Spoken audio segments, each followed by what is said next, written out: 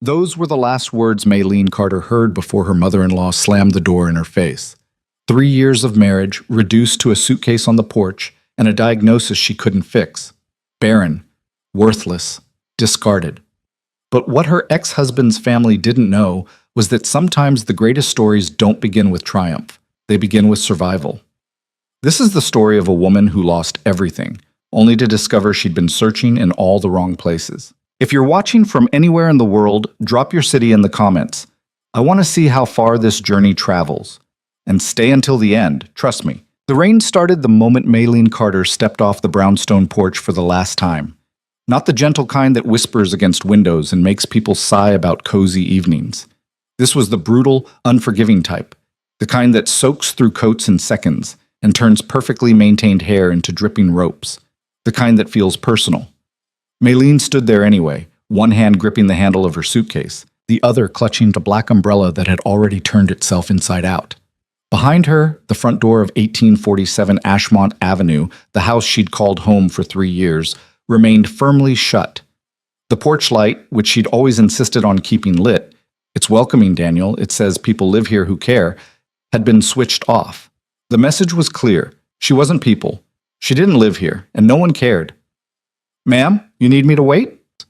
The cab driver, a middle-aged man with kind eyes and a Patriots cap, leaned out his window. His wipers beat a frantic rhythm against the downpour. Maylene realized she'd been standing there for almost a full minute, staring at that darkened porch light like it might flicker back to life if she just wished hard enough. "No," she said, her voice steadier than she expected. "I'm coming."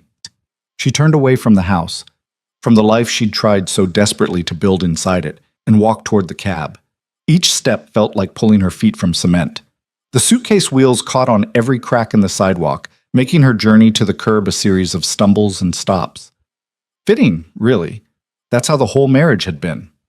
The driver got out to help with her luggage, tucking it into the trunk with the care of someone who'd seen this scene before. Woman. Suitcase. Rain. Closed door. He didn't ask questions. She was grateful for that. "Where to?" he asked once they were both inside, the sudden absence of rain creating an almost startling quiet. Maylene pulled a crumpled piece of paper from her coat pocket. The ink had run slightly from the rain, but the address was still legible. South Station, the westbound platform.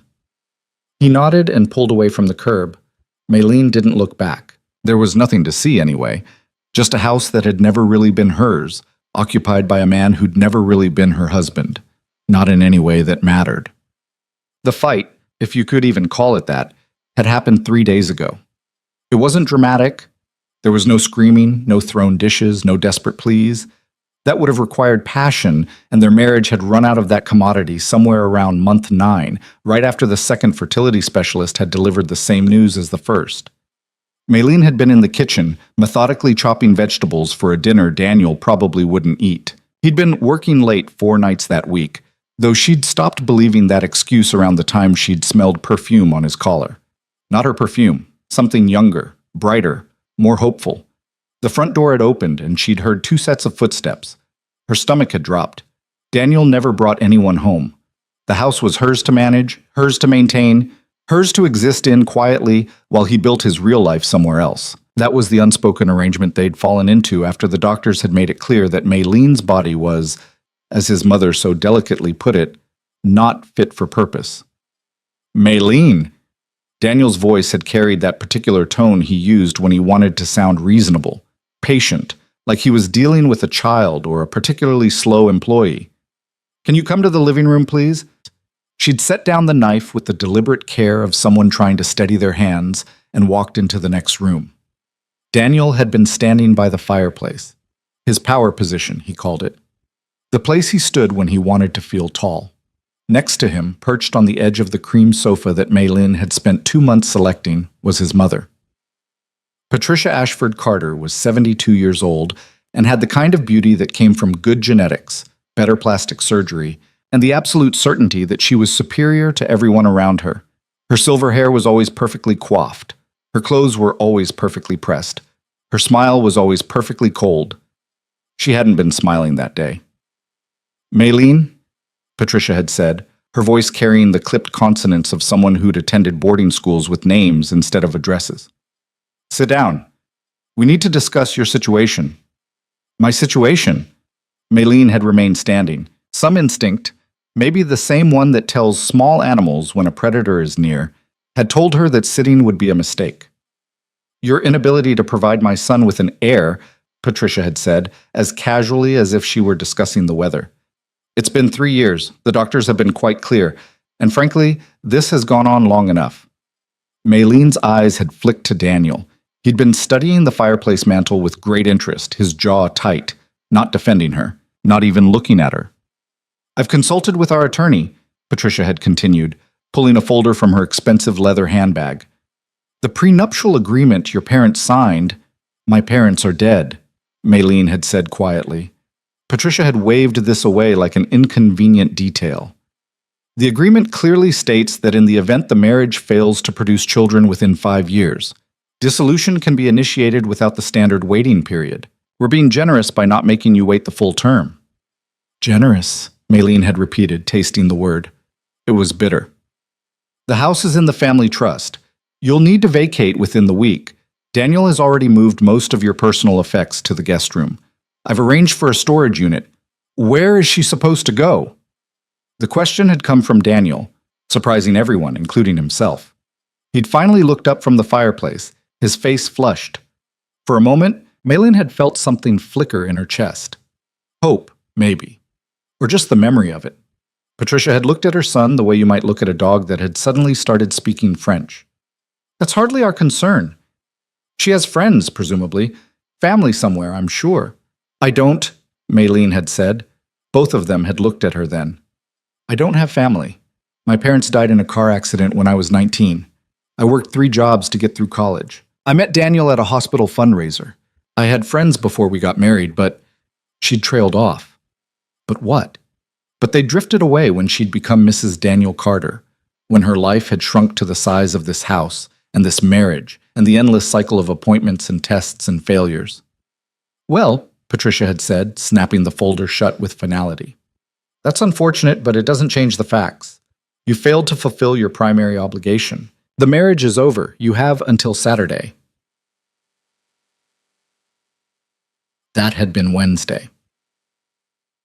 The train station was exactly as depressing as Maylene remembered from the one other time she'd been there, when she and Daniel had taken a weekend trip to New York in their first year of marriage, back when he'd still occasionally held her hand in public.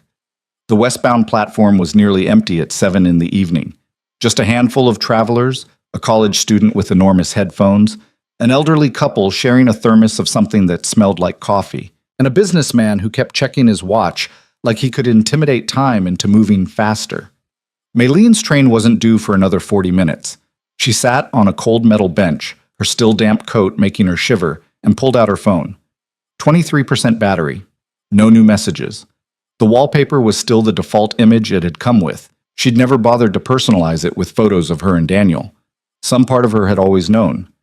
She opened her email and read, for probably the 50th time, the message that had arrived 2 weeks ago.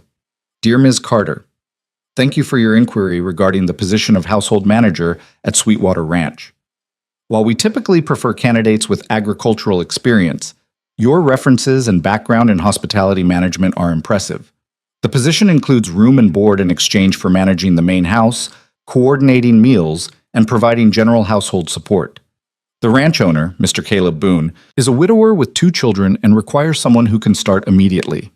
If you're still interested, please call the number below to arrange a preliminary conversation. Regards, Sarah Mitchell." Sweetwater Valley Employment Agency Maylene had found the listing during one of those desperate 3 in the morning internet searches, the kind you do when sleep is impossible and the future feels like a wall you're about to hit at full speed. She'd been looking for anything: jobs, apartments, escape routes. The posting had been vague, but intriguing. Household position available, remote location, immediate start, room and board included.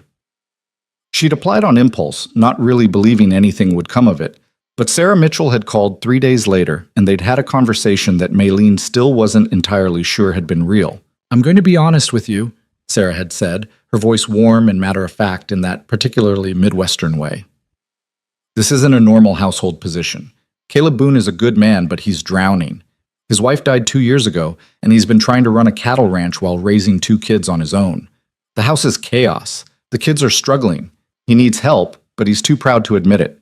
What he really needs is someone stable, someone kind, someone who won't run when things get hard. Why would things get hard? Maylene had asked. There'd been a long pause. His daughter Ava is 14. She's been the woman of the house since her mother died, and she's not going to give up that role easily. His son Noah is 6 and barely talks. And Caleb himself, well, he's not exactly emotionally available. This isn't a job for someone looking for warmth and gratitude. What is it a job for then? Someone who needs a place to heal as much as they need to help. Someone who understands that sometimes you rebuild by helping others rebuild. Does that sound like you, Ms. Carter? It had. It still did. Maylene had called Sarah back this morning from a payphone outside a grocery store because she'd been too ashamed to make the call from inside the house where Daniel's mother might overhear. I'm coming, she'd said. If the position is still available, I'm coming. It's available, Sarah had confirmed. Can you be here by tomorrow evening? I know that's fast, but I can be there tonight if there's a train. There was. It left at 8:47 p.m. and arrived in Sweetwater Valley at 6:32 a.m., with 2 transfers and what the schedule optimistically called brief layovers, but which Maylene suspected would be hours of waiting in fluorescent-lit stations that smelled like industrial cleaning solution and regret. She didn't care. Anything was better than here. Excuse me, miss? Maylene looked up to find the elderly woman from the coffee-sharing couple standing in front of her, a concerned expression on her weathered face. Yes? Are you all right? You've been sitting there shivering for 20 minutes. Harold and I have an extra blanket in our bag if you'd like it. The kindness was so unexpected that Maylene felt tears spring to her eyes. She blinked them back furiously. I'm fine, thank you. My train is coming soon.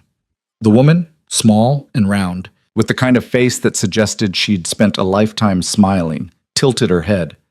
Where are you headed, if you don't mind my asking? West, a town called Sweetwater Valley. Oh! The woman's face lit up. That's cattle country. Beautiful out there, if you don't mind wide open spaces and more cows than people. You have family there? A job. Good for you.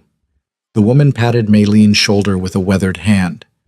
New starts are scary, but they're often exactly what we need. I should know. I've had 3 of them. Harold was my second husband. First one drank himself to death. I thought I was done, but then I met Harold at a church potluck, and here we are, 42 years later, still drinking coffee on train platforms. She smiled, and Maylene found herself smiling back despite everything. What's your name, dear? Maylene. That's lovely. Chinese? My mother was. My father was American. They named me after my grandmother.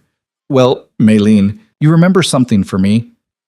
Whatever you're running from, it's already behind you. The only direction you need to worry about is forward. You hear me? Maylene nodded, not trusting her voice.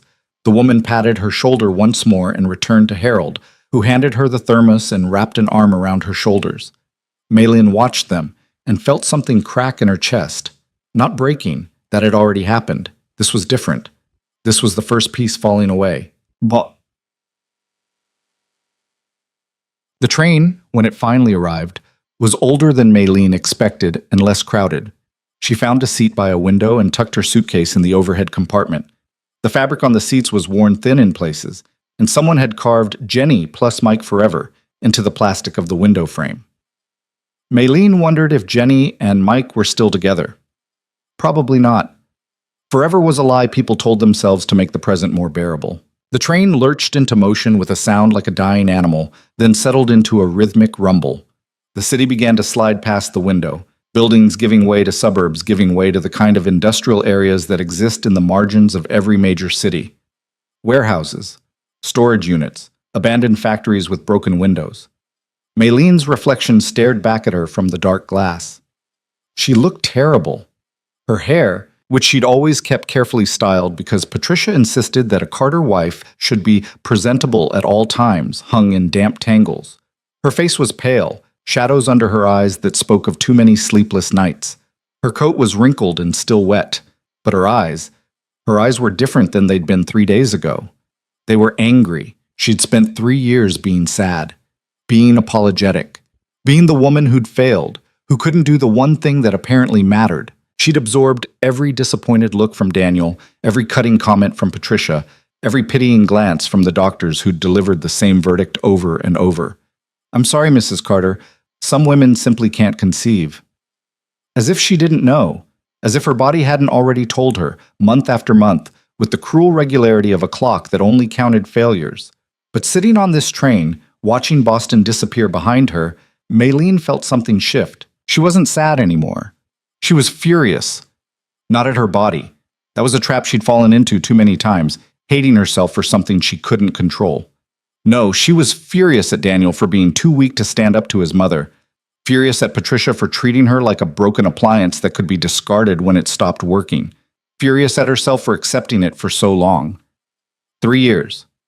3 years of trying to be the perfect wife, the perfect daughter-in-law, the perfect patient in those sterile doctor's offices with their inspirational posters about miracles and their pamphlets about IVF that cost more than her parents' funeral had. 3 years of shrinking herself smaller and smaller, trying to take up less space, cause less trouble, be less of a disappointment. Well, she was done shrinking. The first transfer was in Hartford at 11:38 p.m. The station was nearly deserted, just a janitor pushing a mop bucket and a security guard who looked like he was asleep on his feet. Maylene had 90 minutes until her next train, so she bought a terrible cup of coffee from a vending machine and found a bench where she could see the departures board. Her phone buzzed. She almost didn't look. It was probably just spam, but some masochistic impulse made her check. "Daniel, we need to talk." 3 words. Not, "I'm sorry."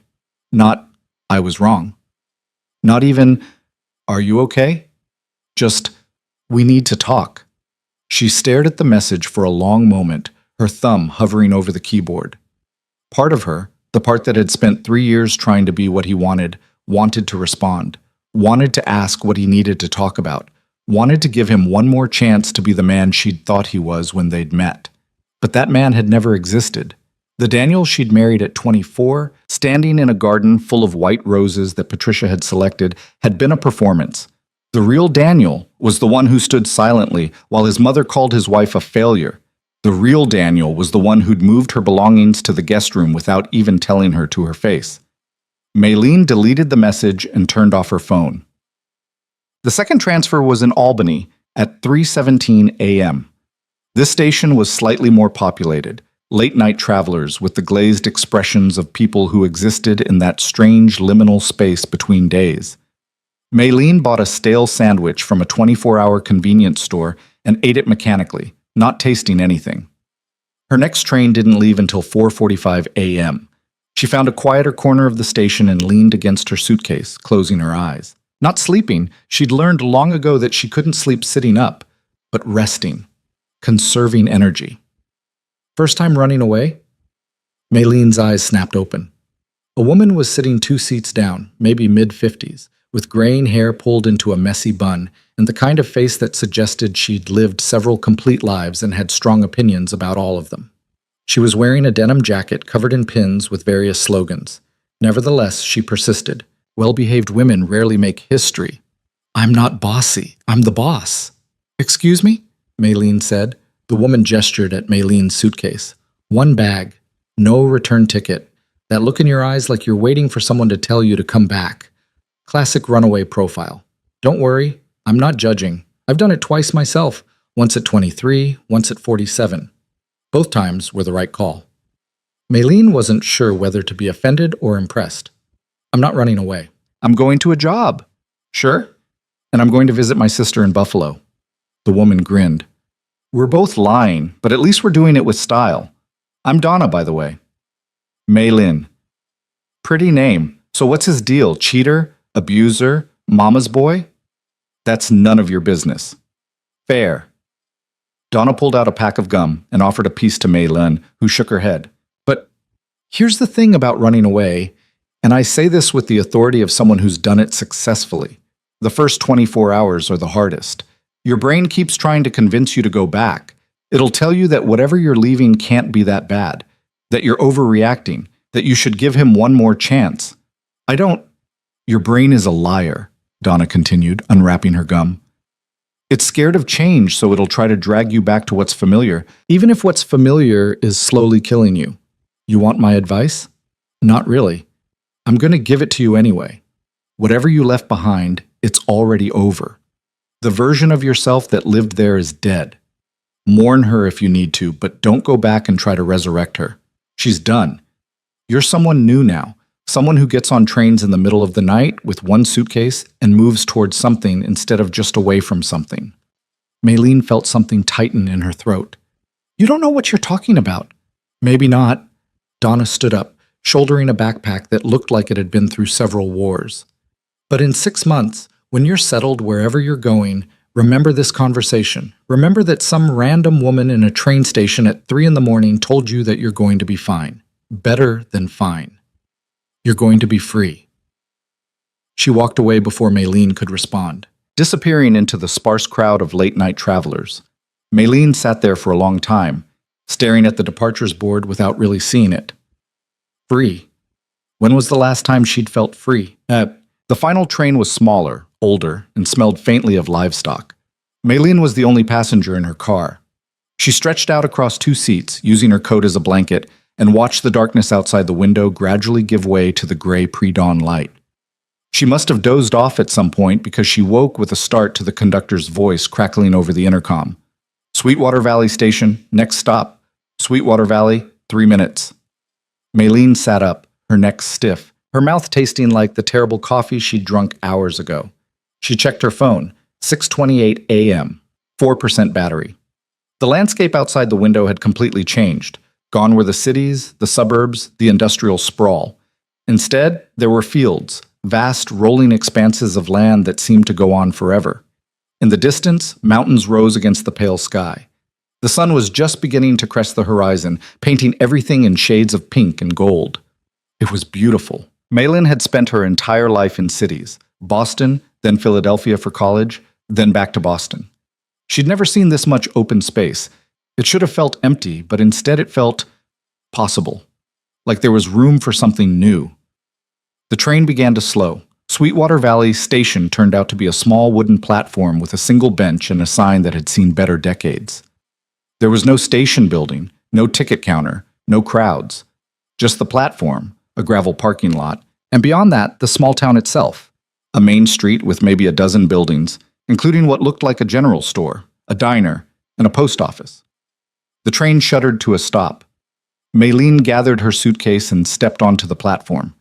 The air was different here, cleaner, sharper, with an edge of cold that Boston never quite managed. She could smell something green and growing, underlaid with the faint scent of animals and earth. Maylene Carter? She turned to find a woman approaching from the parking lot, 50-ish, with gray blonde hair cut short and practical, wearing jeans and a canvas jacket. Her face was weathered in that particular way that comes from years of sun and wind, but her smile was genuine. Sarah Mitchell? That's me. Sarah extended a hand, her grip firm and warm. Welcome to Sweetwater Valley. How was the trip? Long? Maylene said honestly. I bet. You look exhausted. Come on, my truck's over here. I figured we'd get you some breakfast at Rosie's. The diner makes the best pancakes in the county, and then we can head out to the ranch. Caleb's expecting you around 8. Maylene followed Sarah to a dusty pickup truck that had clearly been white at some point in its life. She hefted her suitcase into the truck bed while Sarah climbed into the driver's seat. Fair warning, Sarah said as Maylene buckled in. Sweetwater Valley is not Boston. We've got one stoplight, and it's been broken for 6 months. The nearest hospital is 40 minutes away. Cell service is spotty. And people here are going to know your business before you do because gossip is our primary form of entertainment. That's honest. I find honesty saves time. Sarah pulled out of the parking lot and onto a 2-lane road that cut straight through fields. So let me be honest with you. I think you're running from something. I don't know what, and I'm not going to ask because it's not my business. But I need to know. Are you running to something or just away from something? Because if you're just running, this job isn't going to work out. Maylene looked out at the fields rolling past. A hawk circled overhead, hunting for breakfast. Both, she said finally. I'm running from something that was destroying me. And I'm running toward, I don't know yet. A chance to be useful, maybe. A place where I can rebuild. Sarah nodded slowly. That'll do. Caleb needs someone who understands that rebuilding isn't pretty. His family, She paused, choosing her words. They're broken in different ways. His daughter Ava, she's been holding everything together with sheer force of will and anger. His son Noah barely speaks to anyone. And Caleb himself, he's so buried in grief and work that he barely sees what's happening to his kids. You're not walking into a functional household. You're walking into a disaster zone. Then why are you sending me there? Because I think you might be exactly the right kind of disaster to meet their disaster. Sarah glanced at her. Sometimes broken people are the best at helping other broken people. We understand the language. They drove in silence for a few minutes. The town gave way to more open country, ranches marked by wooden fences, cattle grazing in distant fields, the occasional farmhouse set back from the road. There's something else you should know, Sarah said as they pulled into the parking lot of a small diner with a hand-painted sign reading Rosie's. The job posting I sent you, it wasn't entirely accurate. Maylene's stomach dropped. What do you mean? Sarah turned off the engine and faced her. The job is real, the pay is real, the room and board are real, but Caleb didn't exactly post it. I did. He's too stubborn to admit he needs help, so I took matters into my own hands. He knows you're coming. I told him yesterday, but he's not exactly thrilled about it. You're joking. I wish I was. But here's the thing, Caleb's a good man, honest, hardworking, decent to his core, but he's drowning, and he's too proud to grab the life preserver, so I'm throwing it at his head and hoping he doesn't throw it back. Maylene stared at her. You want me to work for someone who doesn't even want me there? No, I want you to work for someone who needs you there, whether he knows it yet or not. Big difference. Sarah opened her door. Now come on, let's get some food in you before we head to the ranch. You're going to need your strength. Rosie's diner was exactly what Maylene expected.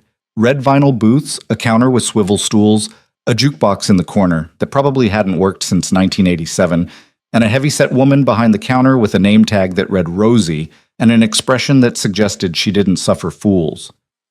Sarah Mitchell? Rosie called out the moment they walked in. You bringing me new blood to gossip about? This is Maylene Carter. She's taking the position at Sweetwater Ranch.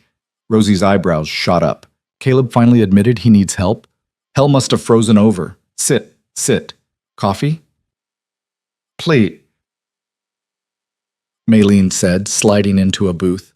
Rosie poured 2 cups of coffee that looked strong enough to fuel a rocket and slid menus in front of them. Pancakes are good today. So's the hash. Avoid the eggs. The chickens are in a mood. Sarah ordered pancakes. Maylene, still too nervous to have much appetite, ordered the same. As Rosie walked away, Maylene wrapped her hands around the coffee mug, savoring the warmth. Tell me about the kids, she said. Ava and Noah. Sarah sighed. Ava's 14 going on 40. She's smart, capable, and angry at the world. She's been running that household since her mother died, and she's not going to give it up easily. She'll test you. She'll push you away. She'll probably say some things that'll cut deep. Don't take it personally. She's scared of being replaced. And Noah? Noah's 6. Sweetest kid you'll ever meet, but he barely talks. He used to be chatty, according to Caleb, but after his mother died, he just closed up.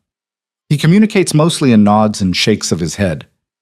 The school's concerned, but Caleb won't take him to a therapist because... She trailed off. Because?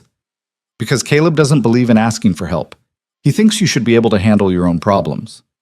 It's a ranch mentality. You fix your own fences, birth your own calves, solve your own issues. Except some things can't be fixed alone. The pancakes arrived, fluffy and enormous, with real maple syrup and butter that was definitely not margarine. What happened to their mother? Maylene asked quietly. Sarah was quiet for a moment, pouring syrup. Car accident 2 years ago this March. She was driving back from town in a snowstorm, lost control on a curve, died on impact. Ava was the one who found her. Caleb was out checking on the herd, and Ava had stayed home with Noah. When their mother didn't come home, Ava got worried and walked down the road to look. She found the car in a ditch. Maylene felt her stomach turn. That's horrible. Yeah, Ava hasn't talked about it since, just took over all her mother's responsibilities and acts like if she keeps everything running, her mother's death doesn't matter. Noah stopped talking, and Caleb buried himself in work. Sarah looked at Maylene. So when I say they're broken, I'm not exaggerating. You're walking into a family that's been holding itself together with duct tape and denial. And you think I can help them? I think you're the first person who's been desperate enough to try. Sarah smiled, but it was sad around the edges. Most people want easy jobs, happy families, grateful employers. You're getting none of those things. What you're getting is a chance to matter to people who've forgotten what that feels like. Maylene ate her pancakes slowly, thinking. She'd spent 3 years trying to matter to people who'd never really wanted her, trying to be valuable to a husband who'd seen her as a means to an end, a mother-in-law who'd seen her as a disappointing acquisition. Maybe it was time to try mattering to people who actually needed her, even if they didn't know it yet. But the drive to Sweetwater Ranch took another 20 minutes on increasingly rough roads. They passed other ranches, sprawling properties with houses set far back from the road, horses grazing in paddocks, the occasional glimpse of cattle in distant fields. The land here was different from anything Maylene had seen before, wild and beautiful, with a kind of stark majesty that made Boston's carefully manicured parks look artificial by comparison. Finally, Sarah turned onto a dirt road marked by a wooden sign. Sweetwater Ranch, established 1952. The road wound through a stand of cottonwood trees before opening up to reveal the ranch itself. It was beautiful and heartbreaking at the same time. The main house was a large 2-story structure with a wraparound porch and big windows that probably had spectacular views. But the porch was cluttered with boots and buckets and what looked like broken farm equipment. One of the shutters hung at an angle. The flower beds that must have once been carefully maintained were overgrown with weeds. Beyond the house, Maylene could see a barn, several outbuildings, and in the distance, cattle dotting the hillside. "It used to be prettier," Sarah said quietly, reading her expression. Catherine, Caleb's wife, she had a real talent for making things beautiful. Gardens, decorations, the way she arranged furniture. After she died, all of that just stopped. Sarah parked the truck near the house. Before they could get out, the front door opened. A man stepped onto the porch. Caleb Boone was tall, maybe 6'2", with the kind of build that came from years of physical labor. His hair was dark and slightly too long, as if he'd been too busy to get it cut. His face was weathered, lined around the eyes in a way that suggested he spent most of his time squinting into the sun. He was wearing worn jeans, work boots, and a flannel shirt with the sleeves rolled up. He looked exhausted. "Sarah," he said, his voice a deep rumble. His eyes flicked to Maylene, then away. "This is her?" "Caleb Boone, meet Maylene Carter." "Maylene, this is Caleb." Maylene got out of the truck and walked toward the porch. Up close, she could see that Caleb's eyes were blue, a startling, clear blue, and currently filled with something that looked like resignation. "Mr. Boone," she said, extending her hand. He looked at it for a moment before shaking it. His hand was rough, calloused, warm. "Just Caleb. We don't do formalities out here." "Caleb, then." An awkward silence fell. Sarah, apparently deciding her work was done, cleared her throat. "Well, I'll leave you two to discuss terms. Maylene, call me if you need anything. Caleb, be nice." "I'm always nice," Caleb muttered, but Sarah was already climbing back into her truck. They stood there, Maylene on the gravel drive, Caleb on the porch, and watched Sarah drive away. When the dust had settled, Caleb finally looked at her properly. "I'm going to be straight with you," he said. "I didn't ask for help. Sarah took it upon herself to post that job listing without consulting me. I'm not good with strangers in my house. I don't know what she told you, but this place is a working ranch. It's not some bed and breakfast. We work long hours. We work hard, and I don't have time to babysit someone who doesn't know what they're doing." Maylene lifted her chin. "I don't need babysitting. I need a job. Sarah said you need help managing the household. I can cook, clean, organize, manage schedules. I worked in hospitality for 6 years before I got married. I'm efficient, reliable, and I don't need hand-holding." "Why'd you leave hospitality?" "I got married." "And now?" "I'm not married anymore." Caleb studied her for a long moment. Maylene had the distinct impression she was being evaluated like livestock, assessed for quality, fitness for purpose, likelihood of causing problems. You ever lived in the country before? No. You know anything about ranching? No. You allergic to anything? Scared of animals? Got any health conditions I should know about? Maylene felt something hot and sharp rise in her throat.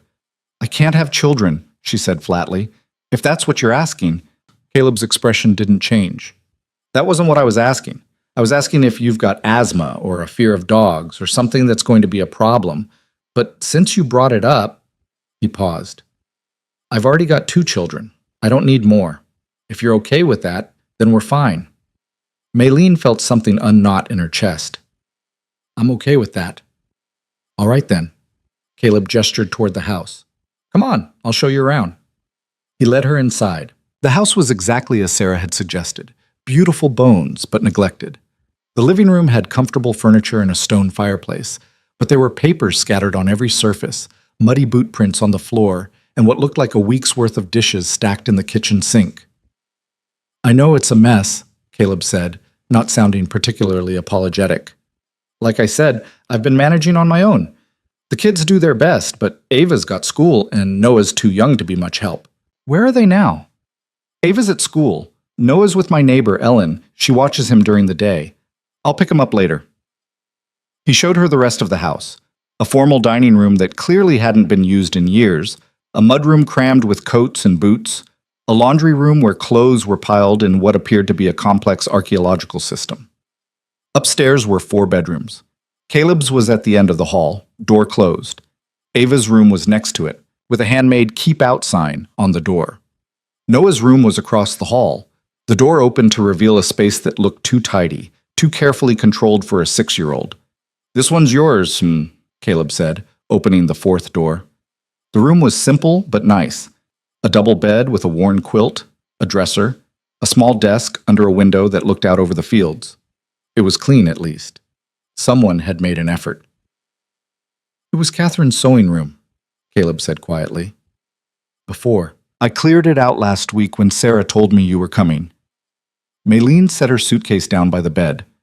It's perfect, thank you. Caleb nodded. They stood there awkwardly for a moment. Look, Caleb said finally. I'm not good at this. Having someone here who isn't family, but Sarah's right. I need help. The house is a disaster, the kids are struggling, and I'm running on about 4 hours of sleep a night trying to keep the ranch going.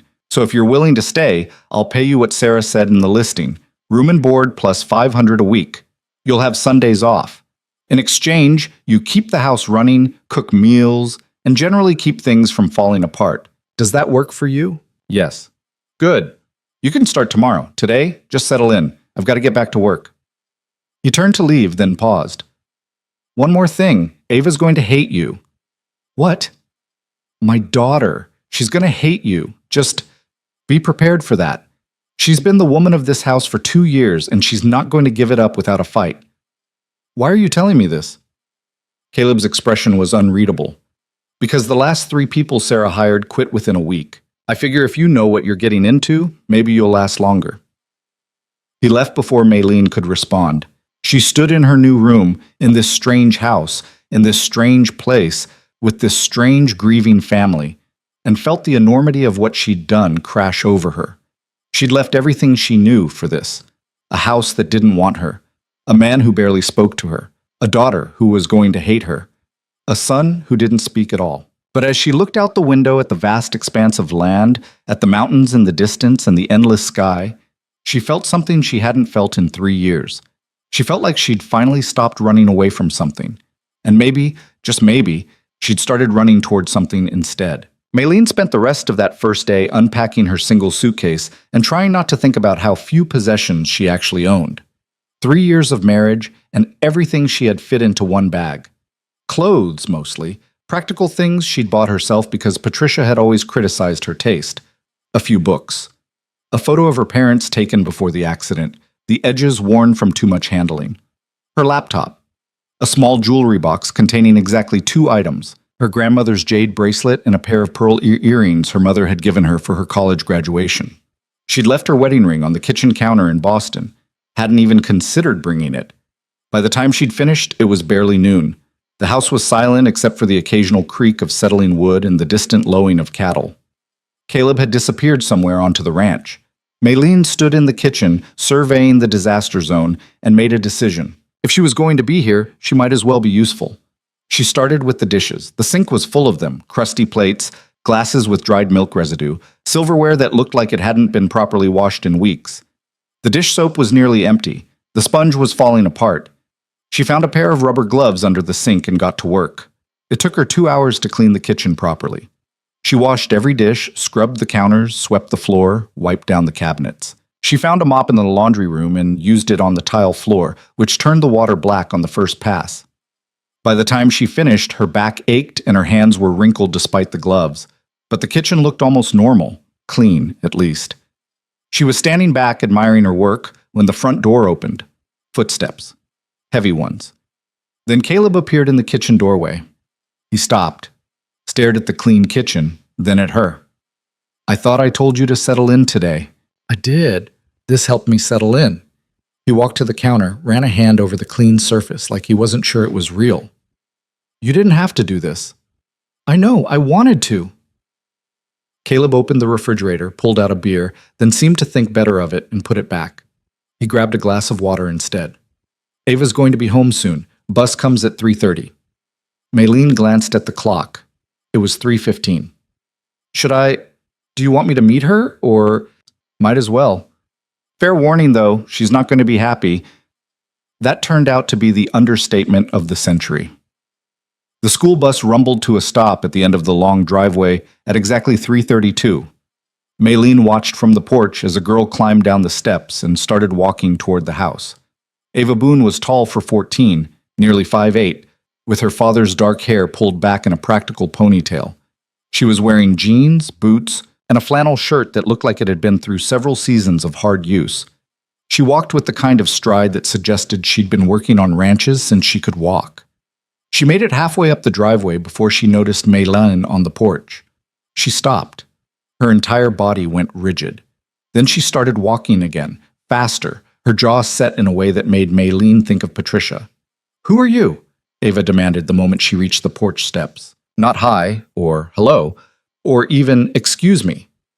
Just, who are you? "I'm Maylene Carter. Your father hired me to help around the house." "Did he?" It wasn't a question. Ava's eyes, the same startling blue as her father's, were cold. "Where is he?" "Out working, I think. He said he'd be back." "Dad!" Ava pushed past Maylene and into the house. "Dad!" Caleb appeared from somewhere in the back of the house, still in his work clothes. "Ava, I'm right here. No need to shout."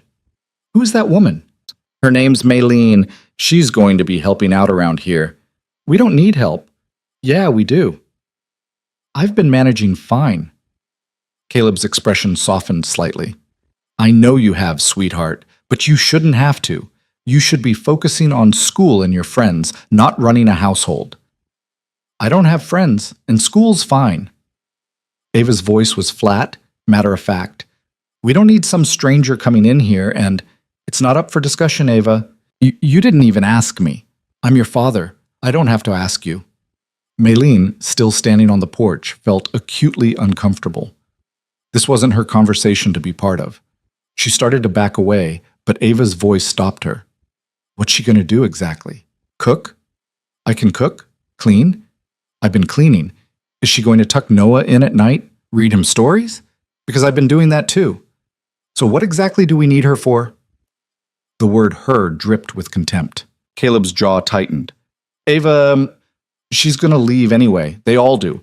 Sarah's hired, 3 people in the last year? And they all quit within a week because this place is too hard, or too remote, or too whatever. So why are we even bothering?" "Because I'm tired," Caleb said, and his voice cracked just slightly on the last word. "I'm tired, Ava. I can't keep doing this alone, and I can't keep watching you sacrifice your childhood to hold this place together. So yes, I hired help, and yes, she's staying, and you're going to be civil to her. Understood?" Ava's eyes were bright with something that might have been tears, but she blinked them away furiously. "Whatever, I have homework." She stormed upstairs. A door slammed hard enough to shake the house. Caleb stood there for a moment, his shoulders sagging. Then he seemed to remember Maylene was there and straightened up. Sorry about that. Don't be. She has every right to be angry. She doesn't have the right to be rude. She's 14 and grieving. I think she has the right to be whatever she needs to be. Caleb looked at her for a long moment. You're not going to quit, are you? Not today. That's more than the last one managed. She quit before she even unpacked. He grabbed his keys from a hook by the door. I need to pick up Noah from Ellen's. You want to come? Might as well meet him now. Get all the awkward introductions over with. Maylene followed him to a truck that was somehow even more battered than Sarah's. The passenger side door squeaked in protest when she opened it. Inside, the truck smelled like hay and motor oil and something else she couldn't quite identify. Coffee, maybe, mixed with dirt. They drove in silence for about 5 minutes before Caleb spoke. Catherine, my wife, she was good with people. Could smooth over any situation, make anyone feel welcome. I'm not. That's not a skill I have. You're doing fine. I'm really not. The house is a disaster. My daughter hates everyone. My son doesn't talk. I'm failing at pretty much everything except keeping the cattle alive. It was the most honest thing he'd said to her, and Maylene didn't quite know how to respond. From what I can see, you're keeping your family alive too. That counts for something. Does it? Most days it feels like we're just going through the motions. Getting up because that's what you do. Working because the work needs doing. But actually living? I don't think any of us remember how to do that. He pulled into the driveway of a small house about 2 miles from the ranch. Before they could get out, the front door opened and a woman emerged, late 60s with gray hair and a soft, rounded face. Caleb, right on time for once.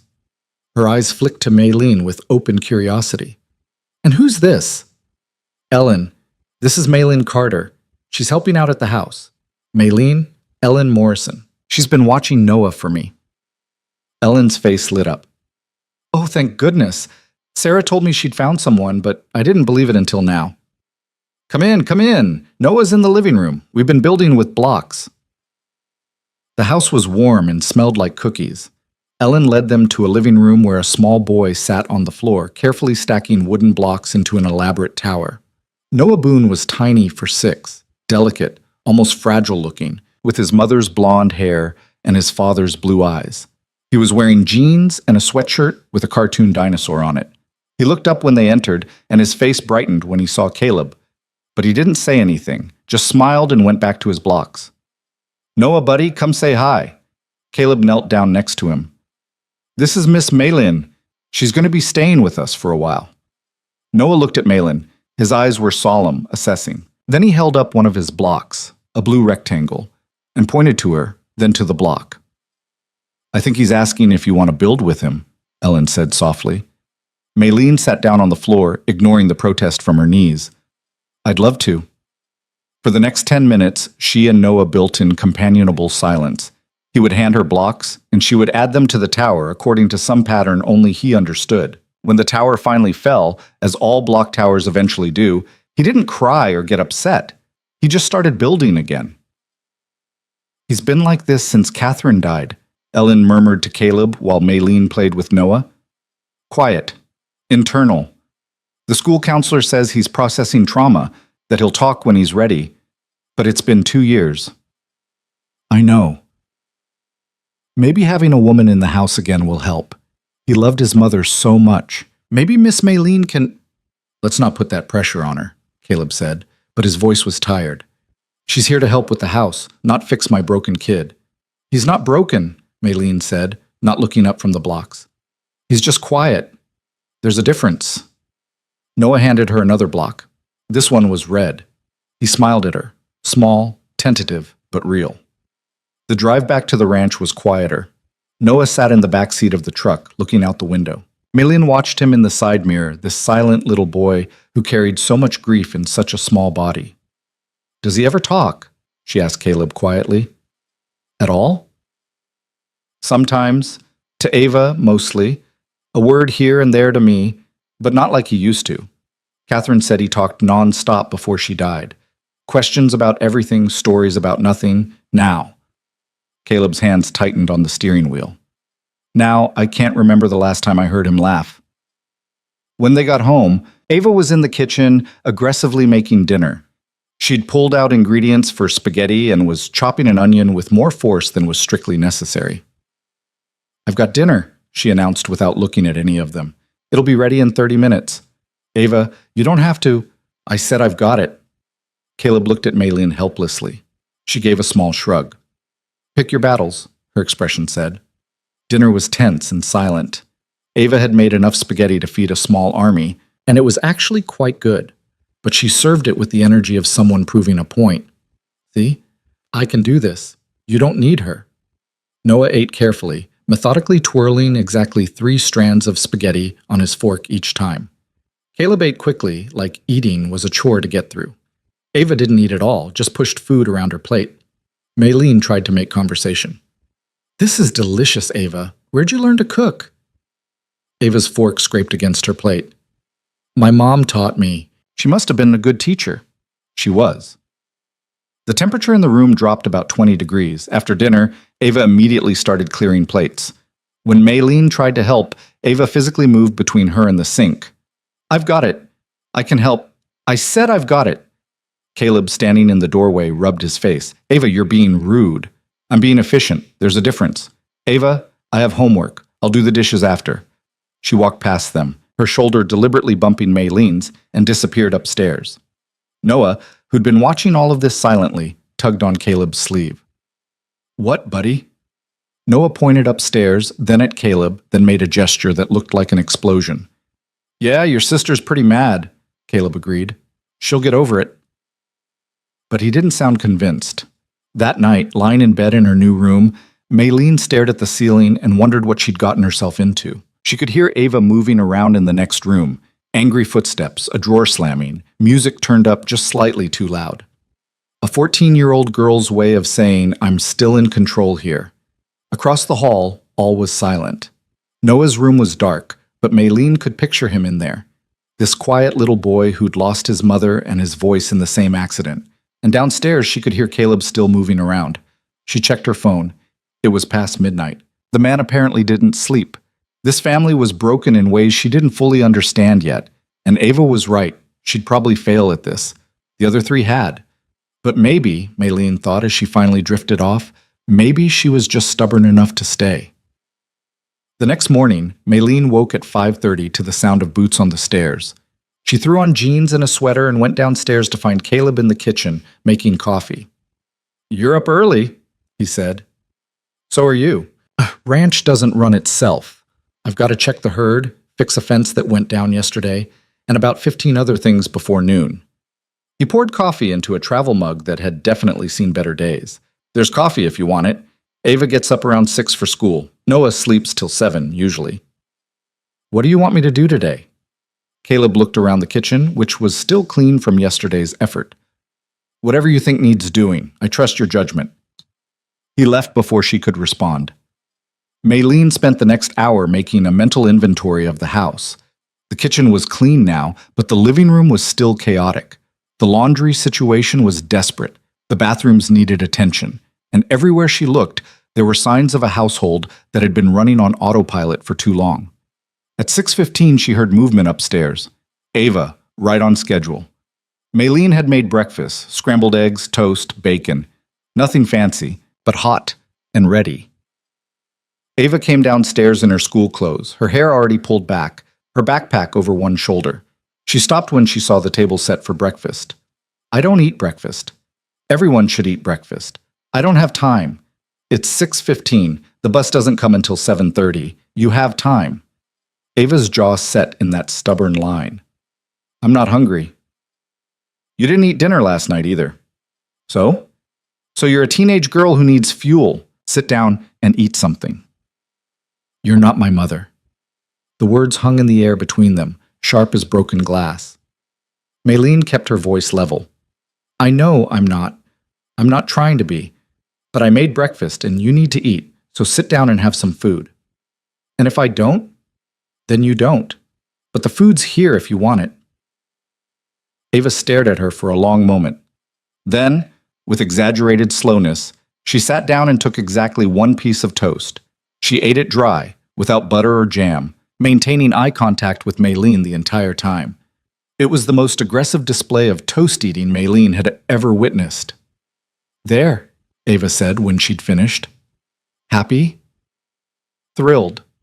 Ava grabbed her backpack and headed for the door. "Ava?" The girl stopped but didn't turn around. "Your lunch, you forgot it." Maylene held up a brown paper bag. "I don't need to. I made it already. Might as well take it." Ava turned around slowly, suspicion written all over her face. She took the bag like it might be a bomb, opened it, and looked inside. A sandwich, an apple, some carrots, a cookie. "My mom used to pack cookies," Ava said quietly. Then her face hardened again. "But these aren't as good as hers." She left before Maylene could respond. At 7, Noah appeared at the top of the stairs. He was wearing mismatched pajamas, one with dinosaurs, one with trucks, and his hair was sticking up at odd angles. He stood there, looking uncertain, until Maylene smiled at him. "Good morning, Noah. Are you hungry?" He nodded. "Come on down. I made breakfast." He descended the stairs carefully, one at a time, holding the railing. When he reached the bottom, he walked to the table and climbed into a chair. Maylene served him eggs and toast, cut into small pieces. She'd remembered that he was methodical about his food and figured smaller pieces might work better. Noah ate slowly, carefully. When he was done, he slid off his chair, brought his plate to the sink, and pointed at it. "Thank you, Noah. That's very helpful." He smiled that small smile and wandered into the living room where he started organizing toys that were scattered across the floor. Maylene was washing dishes when Caleb came back in, dusty and tired despite it being only 8 in the morning. "How'd it go with Ava?" "She ate one piece of dry toast and told me my cookies aren't as good as her mother's." "Sounds about right." He grabbed another cup of coffee. "She say anything else?" "Not really, but she took the lunch I made." "That's something. Catherine used to pack her lunch every day. Ava stopped bringing lunch to school after she died. Just went without. The school called me about it, worried she wasn't eating. I tried making lunches, but she wouldn't take them, said she didn't need anyone taking care of her." "She's protecting herself." "From what?" "From getting attached to someone who might leave, like her mother did." Caleb was quiet for a long moment. "That's depressingly insightful. I've had some experience with people leaving." He didn't ask her to elaborate, and she was grateful for that. The days started to form a pattern. Caleb up before dawn, working until dark. Ava hostile, but gradually, incrementally less so. She started eating 2 pieces of toast, then added eggs, then actually accepted a full breakfast without comment. Noah quiet but present, building elaborate structures with blocks, or organizing toys, or just sitting near Maylene while she worked. By the end of the first week, Maylene had cleaned the entire house, organized the chaos, established a laundry system that actually worked. She'd figured out what everyone liked to eat and started cooking meals that people actually wanted. The house started to feel less like a disaster zone and more like a home. But Ava still watched her like a hawk, waiting for her to fail or leave or prove that she was just like all the others. On Friday evening, Maylene was making dinner when she heard Ava come home.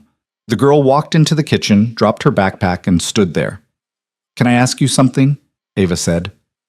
"Of course." "Why are you here? Like, really here? Sarah said you came from Boston. Why would anyone leave Boston for this?" Maylene set down her knife. "This felt important. Because my marriage ended and I needed a fresh start, somewhere far away from everything I knew." "So you're running away?" "Yes." The honesty seemed to surprise Ava. "From what?" "From a life that wasn't working, from people who made me feel worthless, from a version of myself I didn't like very much." "Did he hit you? Your husband?" "No, he just didn't see me. I was invisible in my own life." Ava was quiet for a moment. "My mom wasn't invisible. Everyone saw her. Everyone loved her. She was everything." "I bet she was. You can't replace her." "I'm not trying to." "Then what are you trying to do?" Maylene thought about it. "I'm trying to be useful, to have a purpose, to matter to someone, even if it's just by making sure they have clean laundry and hot meals." "That's kind of sad." "Maybe, but it's honest." Ava picked at the strap of her backpack. "The cookies you made. They're not as good as Mom's, but they're not bad." It was the closest thing to a compliment Maylene had received, and she'd take it. "Thank you, Ava." "Whatever, I have homework." But before she left, she turned back. Also, I'm failing chemistry. I have a test next week and I don't understand any of it. Can you help? I can try. I was pretty good at chemistry in school. Fine. After dinner. They spent 2 hours that night bent over Ava's chemistry textbook. Maylene had forgotten how much she'd actually enjoyed science, back before her life had become about doctor's appointments and fertility charts and failed attempts at pregnancy. Ava was smart, really smart, but she'd clearly been struggling in silence, too proud or too busy to ask for help. "Why didn't you tell your dad you were failing?" Maylene asked. "He has enough to worry about." "Ava, you're his daughter. He wants to know if you're struggling. He can't fix it, so what's the point? The point is that you don't have to carry everything alone." Ava looked at her, and for the first time Maylene saw past the armor to the scared 14-year-old underneath. "Everyone leaves eventually. My mom left, the housekeepers left, even my best friend moved away last year. If I don't take care of things myself, nothing gets done. I'm not leaving. You say that now, but you will. They all do." Maylene wanted to promise she'd stay forever, but she'd learned not to make promises she might not be able to keep. "I'm here now. That's all I can tell you, but right now I'm here, and I'm not planning on going anywhere, so let's focus on getting you through this chemistry test. Deal?" Ava studied her for a long moment. Then she nodded. "Deal." By the end of the second week, Noah had started sitting with Maylene while she cooked. He didn't talk, but he'd hand her utensils when she needed them, or point to ingredients.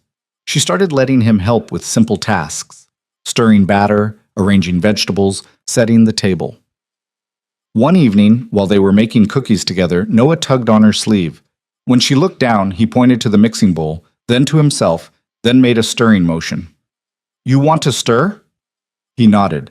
She handed him the wooden spoon. He stirred with intense concentration, his tongue poking out slightly. Caleb walked in and froze, watching his son actually engaging with something other than blocks or silent organization. When the cookies were done and Noah had gone to wash his hands, Caleb approached Maylene. "How did you do that?" "Do what?" "Get him to participate, to want to help." "I didn't do anything special. I just let him be part of something without forcing him to talk about it. He hasn't wanted to be part of anything since Catherine died. Maybe he just needed someone to invite him without expectations." Caleb looked at her with an expression she couldn't quite read. "You're good at this." At what? At seeing what people need. I'm good at seeing what I would have needed. There's a difference. That night, after everyone was in bed, Maylene was reading in her room when she heard a soft knock on her door. "Come in." Noah pushed the door open. He was in his pajamas, holding a stuffed bear that looked well-loved. "Noah? What's wrong? Can't sleep?" He shook his head, then walked over to her bed and held out the bear. "Is this for me?"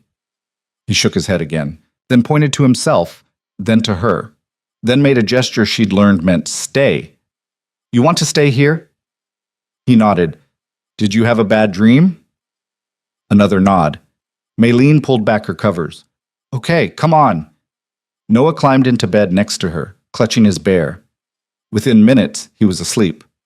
Maylene looked down at this small, silent boy who trusted her enough to come to her when he was scared. She felt something crack open in her chest, something that had been locked tight since the doctors had told her she'd never be a mother.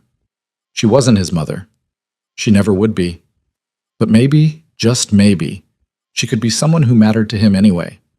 In the morning, she woke to find Noah gone, the covers neatly pulled back.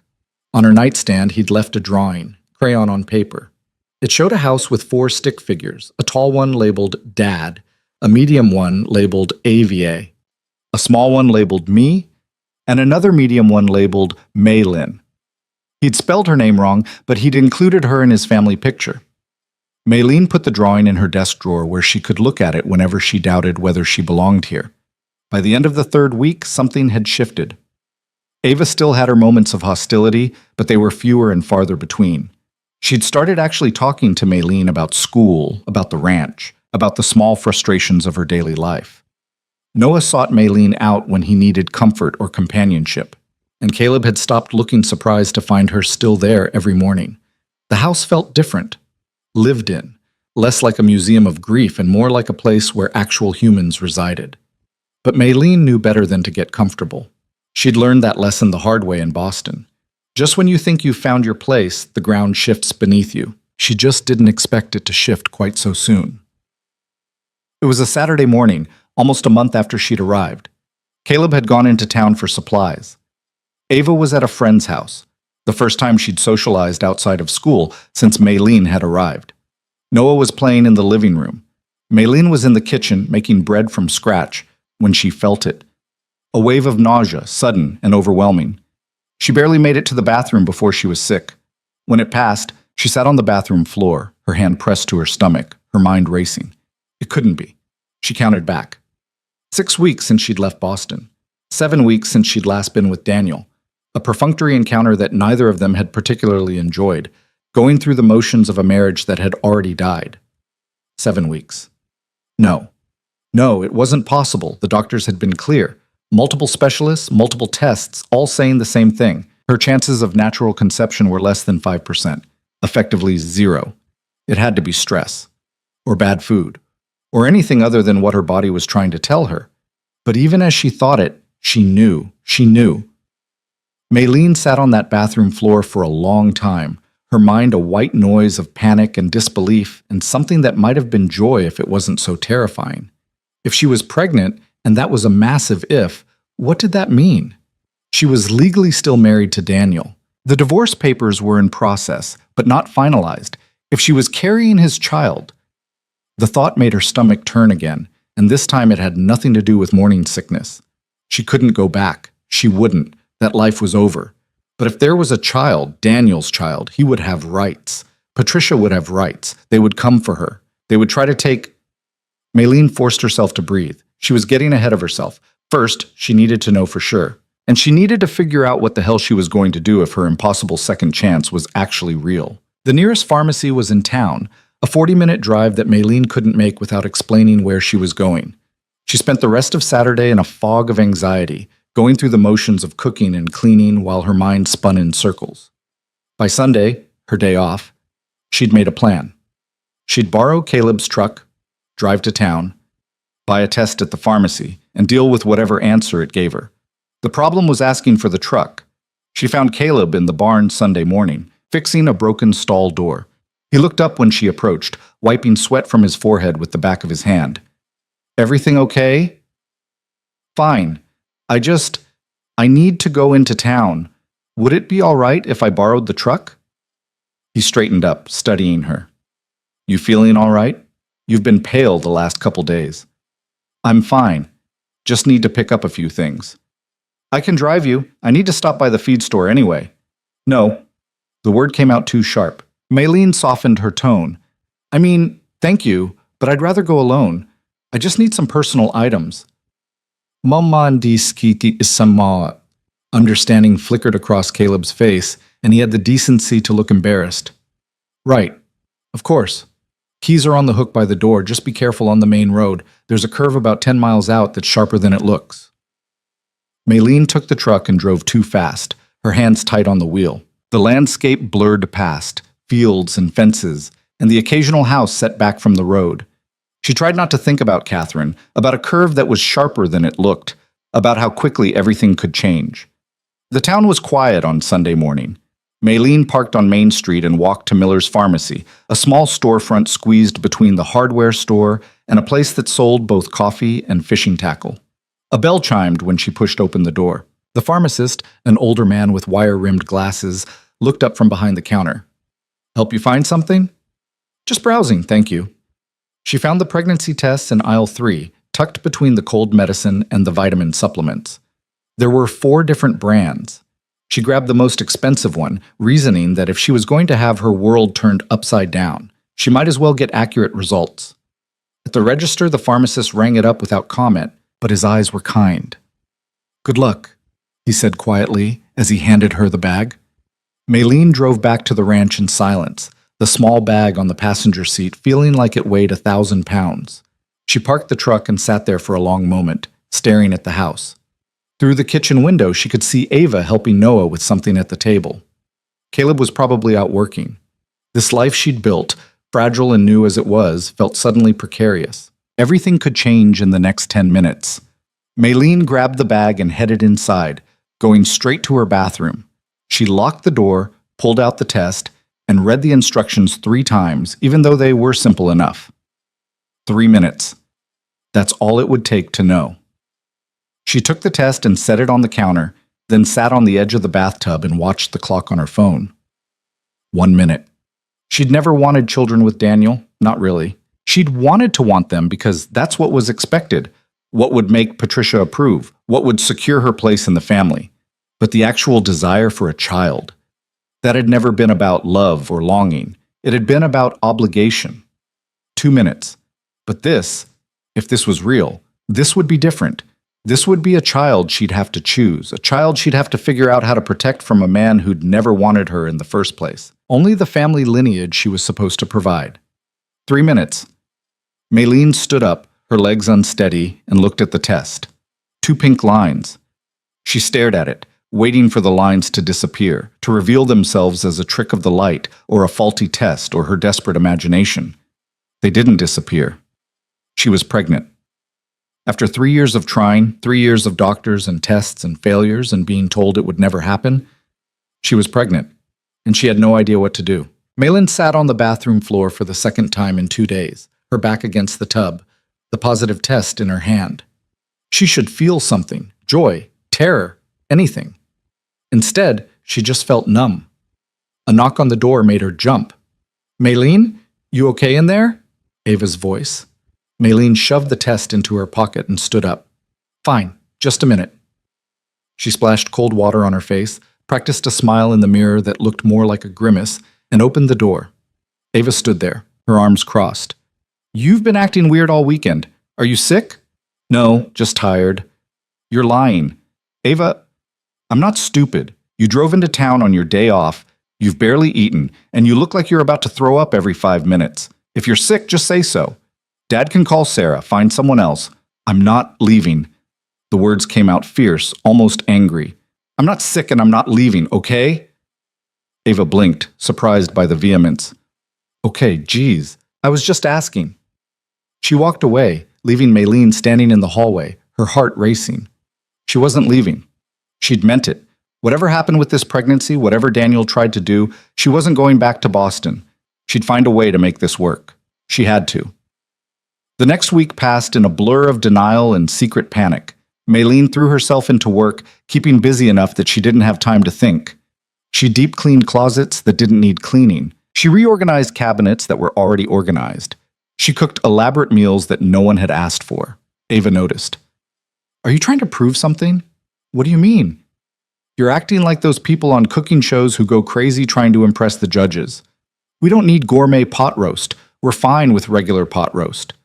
I just want things to be nice." "Why?" "We're not going anywhere. You're not going anywhere." Ava paused. "Are you?" "No, I told you. I'm not leaving." Then stop acting like you're about to disappear." But that was exactly how Maylene felt, like she was standing on the edge of something, waiting to fall. It was Wednesday evening when everything started to unravel. Maylene was setting the table for dinner when she heard a vehicle coming up the drive. Not Caleb's truck. He was already home. Something else. Something that sounded expensive. She went to the window and felt her stomach drop. A black Mercedes SUV, pristine and completely out of place on this dusty ranch road. The driver's door opened and Daniel stepped out. For a moment, Maylene couldn't move. Couldn't breathe. She just stood there, watching her past climb out of an expensive car and stride toward her present like he owned it. The passenger door opened. Patricia emerged, wearing a cream-colored pantsuit that probably cost more than Maylene had made in a month at the ranch. "No," Maylene whispered. "No, no, no." Ava appeared beside her. "Who's that?" "My husband. Ex-husband. Almost ex-husband." The words tumbled out. "He can't be here. Why is he here?" "Maybe you should ask him." Ava's voice was hard. "Want me to get my dad?" "Yes, please." Ava disappeared. Maylene watched Daniel and Patricia approach the porch. They looked so out of place here. Too polished, too pressed, too city. Daniel had probably never stepped in mud in his life. The knock on the door was sharp, imperious. Maylene didn't move. Another knock, harder this time. "Maylene." Daniel's voice through the door. "I know you're in there. Open up." Caleb appeared from the kitchen, Ava behind him. He took in Maylene's pale face, then looked at the door. That him? She nodded. You want me to send them away? Everything in Maylene wanted to say yes. Yes, send them away, make them disappear, pretend they'd never found her. But that wouldn't work. They were here. She'd have to deal with them eventually. No, I'll talk to them. She opened the door. Daniel looked exactly the same. Perfectly styled dark hair, expensive suit, even though it was a Wednesday evening, that expression of mild annoyance he wore whenever things didn't go exactly as planned. Patricia stood beside him like a sentinel, her lips pressed into a thin line of disapproval. Maylin. Daniel said her name like a reprimand. We need to talk. How did you find me? Does it matter? You left without a word, without finishing the divorce proceedings, without... You threw me out. You don't get to act wounded. Patricia stepped forward. May we come inside, or are you going to conduct this discussion on the porch like common people? Maylene felt Caleb move closer behind her, a solid presence. They can come in, he said quietly, but I'm staying. She was grateful for that. They moved to the living room. Daniel and Patricia sat on the couch, like they were visiting a particularly disappointing museum. Caleb stood near the fireplace, his arms crossed. Ava had disappeared upstairs with Noah, but Maylene suspected she was listening from the landing. You look well, Daniel said, which was his way of saying she looked different, harder, maybe. Less malleable. What do you want, Daniel? We need to finalize the divorce. You disappeared before signing the final papers. I'll sign them. Mail them to me. It's not that simple. He glanced at Patricia, who nodded. We've had some time to think, to reconsider the circumstances of our separation. Maylene's blood went cold. What circumstances? Your inability to conceive was regrettable, but perhaps we were too hasty in ending the marriage. Mother and I have discussed it, and we think, you want me back. The words came out flat, disbelieving. I want to give our marriage another chance. With modern medicine, IVF, surrogacy, there are options we didn't fully explore. Maylene stared at him. You're joking. I'm completely serious. You're still my wife, Maylene. We made vows. You broke those vows the moment you let your mother throw me out. Patricia's voice was ice. We're offering you a second chance. Most women in your position would be grateful. My position? Broke. Alone. Working as a domestic servant in the middle of nowhere. Patricia looked around the living room with barely concealed disdain. Surely this isn't what you want for your life. Caleb spoke for the first time. I think you should leave. Daniel finally seemed to notice him. I'm sorry. Who are you? Caleb Boone, this is my house, and I'm telling you to leave. This is a private matter between a husband and wife. Not anymore, it isn't. The lady asked you to leave, and I'm backing her up. Daniel stood, straightening his suit jacket. Maylene, be reasonable. You can't possibly want to stay here. Look at this place. Look at what you've reduced yourself to. I'm not reduced. I'm finally free. Free? Patricia laughed. A cold sound. You're delusional. You're a housekeeper, Maylene. You clean other people's dirt for minimum wage. I'm helping people who actually need me. That's more than I ever did in your house. Daniel's expression hardened. We're not leaving until you agree to come back to Boston and discuss this properly. Then you're going to be here a long time because I'm not going anywhere. Maylene, get out. Her voice was steady now, certain. Get out of this house and don't come back. You're still legally my wife. Not for long. Send the papers. I'll sign them. But leave. Now. Daniel opened his mouth, closed it, then turned to Patricia. Some silent communication passed between them. We're staying at the hotel in town, Patricia said. The Sweetwater Inn, though calling it an inn is generous. We'll give you 24 hours to come to your senses. After that, we'll be forced to take legal action. Legal action for what? For abandonment. For breach of contract. For taking marital assets. Patricia's smile was sharp. Don't think we won't pursue every option available to us. They left in a cloud of expensive perfume and barely contained fury. Maylene watched the Mercedes drive away, her hands shaking. When she turned around, Caleb was still there, his expression concerned. You okay? No. The word came out as barely a whisper. I'm really not okay. What legal action were they talking about? What marital assets? Maylene sank onto the couch. I don't know. I left with one suitcase. I didn't take anything that wasn't mine, but Patricia's vindictive enough to make something up. They can't force you to go back. Can't they? I'm still technically married. The divorce isn't final. And Daniel's family has money, lawyers, connections. She looked at Caleb. I'm so sorry I brought this to your door. You didn't bring anything. They did. He sat down across from her. But I need to ask you something, and I need you to be honest. Is there any reason they'd have legal ground to stand on? Anything you took? Any debt you owe? Maylene thought about the test in her bathroom drawer, about the impossible pregnancy that Daniel didn't know about yet, about the fact that if he found out, everything would change. No, she lied. There's nothing. She hated lying to him, but she wasn't ready to tell anyone about the baby yet, not when she hadn't even processed it herself. Ava came downstairs, Noah trailing behind her. They're gone? For now. Good. They were awful, especially that woman. Is she really your mother-in-law? Unfortunately. Noah came over and leaned against Maylene's knee. She put an arm around him, drawing comfort from his small, solid presence. Are you going to leave? Ava's voice was carefully neutral, but Maylene could hear the fear underneath. No, I told you, I'm not leaving. You said that, but people say a lot of things. My mom said she'd be back in an hour. She wasn't. The room went very quiet. Caleb spoke gently. Ava, that's different. Your mother didn't choose to leave. I know that. I'm just saying people don't always get to keep their promises, even when they want to. She was right, and they all knew it. That night, Maylene couldn't sleep. She lay in bed, staring at the ceiling, running through scenarios in her head. What if Daniel somehow forced her back to Boston? What if Patricia found a legal loophole? What if they discovered she was pregnant? That last thought sent ice through her veins. If Daniel found out about the baby, he'd use it. He wouldn't want the child, not really, but he'd want the control, the leverage, the family legacy his mother was so obsessed with. Maylene got up and went to the window. Outside, the ranch stretched into darkness, punctuated by distant lights from the barn. It was so quiet here, so different from Boston with its constant noise and light and movement. She'd been here almost 2 months, and already this place felt more like home than that brownstone ever had. A soft knock on her door made her turn. Come in. Ava pushed the door open.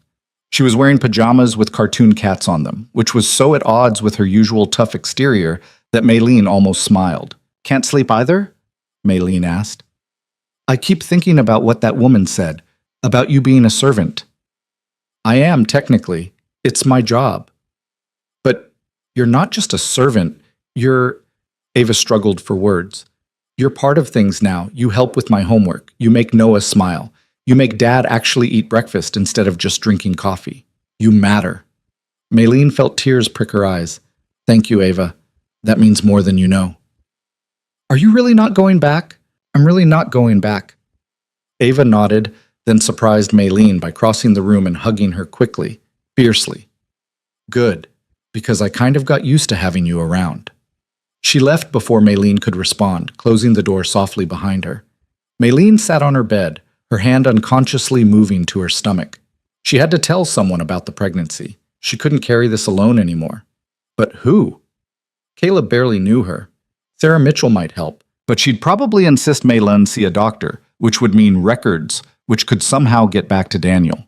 She needed advice. She needed help. She needed someone who understood what it was like to be trapped between an impossible past and an uncertain future. The next morning, Maylene drove back into town. She parked outside Rosie's diner and sat in the truck for a long moment, gathering courage. Then she went inside.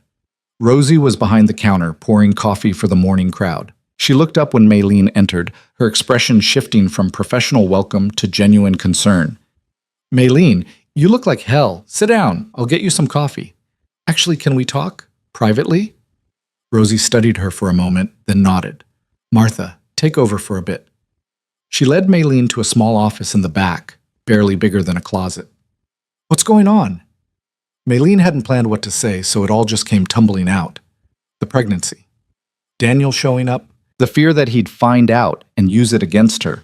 The certainty that she couldn't go back, but the terror that she might not have a choice. When she finished, Rosie was quiet for a long moment. You're pregnant. Yes. And your almost ex-husband doesn't know. No. But you're sure it's his? Yes. There hasn't been anyone else. Rosie poured herself a cup of coffee from a pot in the corner. Okay, here's what we're going to do. First, you need to see a doctor, not the one in town. Too small, too much gossip. There's a clinic about an hour away in Riverside. I'll drive you there tomorrow. Tell anyone who asks we're going shopping. Second, you need a lawyer, a good one. Someone who can make sure Daniel can't use this baby to control you. I can't afford a lawyer. Sarah Mitchell's nephew is a family law attorney in Denver. He owes me a favor. I'll call him. Why are you helping me? Rosie smiled. Because I've been where you are. Different circumstances, but the same feeling of being trapped by a man who thought he owned you. My first husband, he was a piece of work. Took me 10 years to get free of him, and another 5 to stop being scared he'd find me. So when I see a woman running from something, I help. Simple as that. Maylene felt tears slip down her face. Thank you. Don't thank me yet. This is going to get messy before it gets better. But you're tougher than you look, Maylene Carter. I've seen how you handle Ava Boone, and that girl would break lesser people. That afternoon, Daniel showed up at the ranch again. This time, Caleb was in the barn. Maylene answered the door alone. Daniel looked tired, his suit slightly wrinkled. Can I come in? No. Maylene, please, just 5 minutes. Just you and me, no mother, no audience. Against her better judgment, she stepped onto the porch and closed the door behind her. Daniel leaned against the railing. This is crazy. You know that, right? Running away to become a housekeeper on a ranch in the middle of nowhere? It's not crazy. It's the sanest thing I've done in years. You're throwing away everything we built together. We didn't build anything, Daniel. Your mother built a perfect little life, and I was just a prop in it. When I stopped being useful, she threw me out. You let her. I was wrong. The admission seemed to cost him something. I should have fought for you, for us. I see that now. Do you? Or did your mother decide that having a divorced son looks bad for the family image? He flinched. That's not fair. Isn't it? I miss you, he said quietly. I know I didn't show it well when we were together, but I do. The house feels empty without you. For just a moment, Maylene saw the man she'd married, the one who'd been charming at that fundraiser, who'd made her laugh, who'd promised her a partnership. But that man had never really existed. He'd been a performance, same as her role as the perfect wife. I don't miss you, she said. I don't miss that house, or that life, or any of it. I'm happier here in 2 months than I was in 3 years with you. You're happy being a servant? I'm happy being useful, being seen, being someone who matters to people who actually appreciate me. You mattered to me. No, Daniel, I didn't. I was a means to an end, a way to give your mother grandchildren and continue the family line. When I couldn't do that, I became worthless to you. Don't rewrite history now just because you're lonely. He was quiet for a long moment. Then, the divorce papers are drawn up. If you want out this badly, fine. Sign them and this is over. I will. But there's a problem. Mother's lawyers found some irregularities in our financial arrangements. Maylene's stomach dropped. What irregularities? Community property laws are complicated. They're claiming you're entitled to half of everything acquired during the marriage. The investments, the accounts, I don't want any of it. I never wanted your money. I know, but Mother does. She wants to make sure you don't take anything, so she's proposing a settlement. You sign a comprehensive release of all marital assets, and in exchange, she won't pursue legal action against you for abandonment or for the emotional distress your leaving caused the family. Emotional distress? Are you kidding me? I told you she was vindictive. Daniel actually looked apologetic. Look, just sign the papers, take nothing, owe nothing, and we all move on. Fine. Bring them tomorrow. I'll sign whatever you want. Just leave me alone after that. There's one more thing. Daniel hesitated. Mother wants to make sure there aren't any surprises down the line. She's insisting on a clause that if you're currently pregnant, the child legally belongs to me. Full custody, no exceptions. The world tilted. What? It's just a formality. You can't get pregnant, remember? The doctors were clear, so it shouldn't matter. Just sign the clause and get off my property. Maylene's voice was shaking. Get off this property right now. Maylene, she knows. Somehow your mother knows or suspects. That's what this is about. She wants to make sure that if I am pregnant, she can take the baby. You're paranoid. How would she possibly know?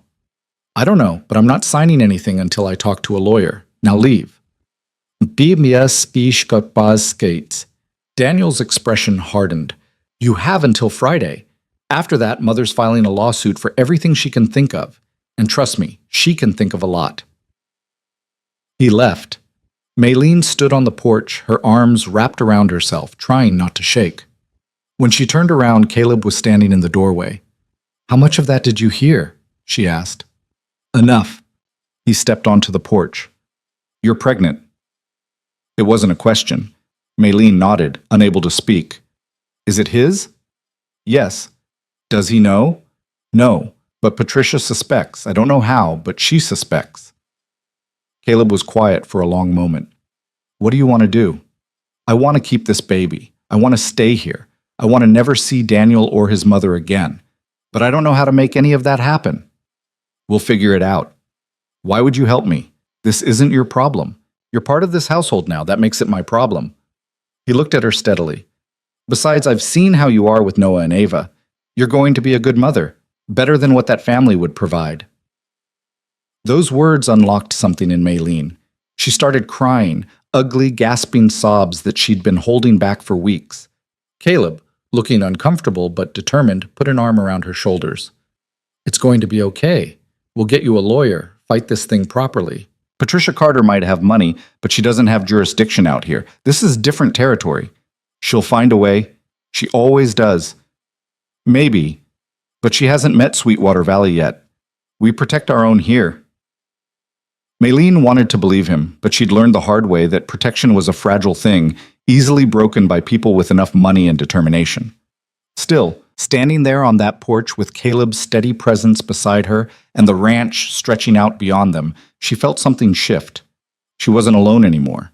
And maybe, just maybe, that would be enough. That night, after the kids were in bed, Caleb made coffee, and they sat at the kitchen table going through everything Maylene could remember about her marriage, the prenup, the separation.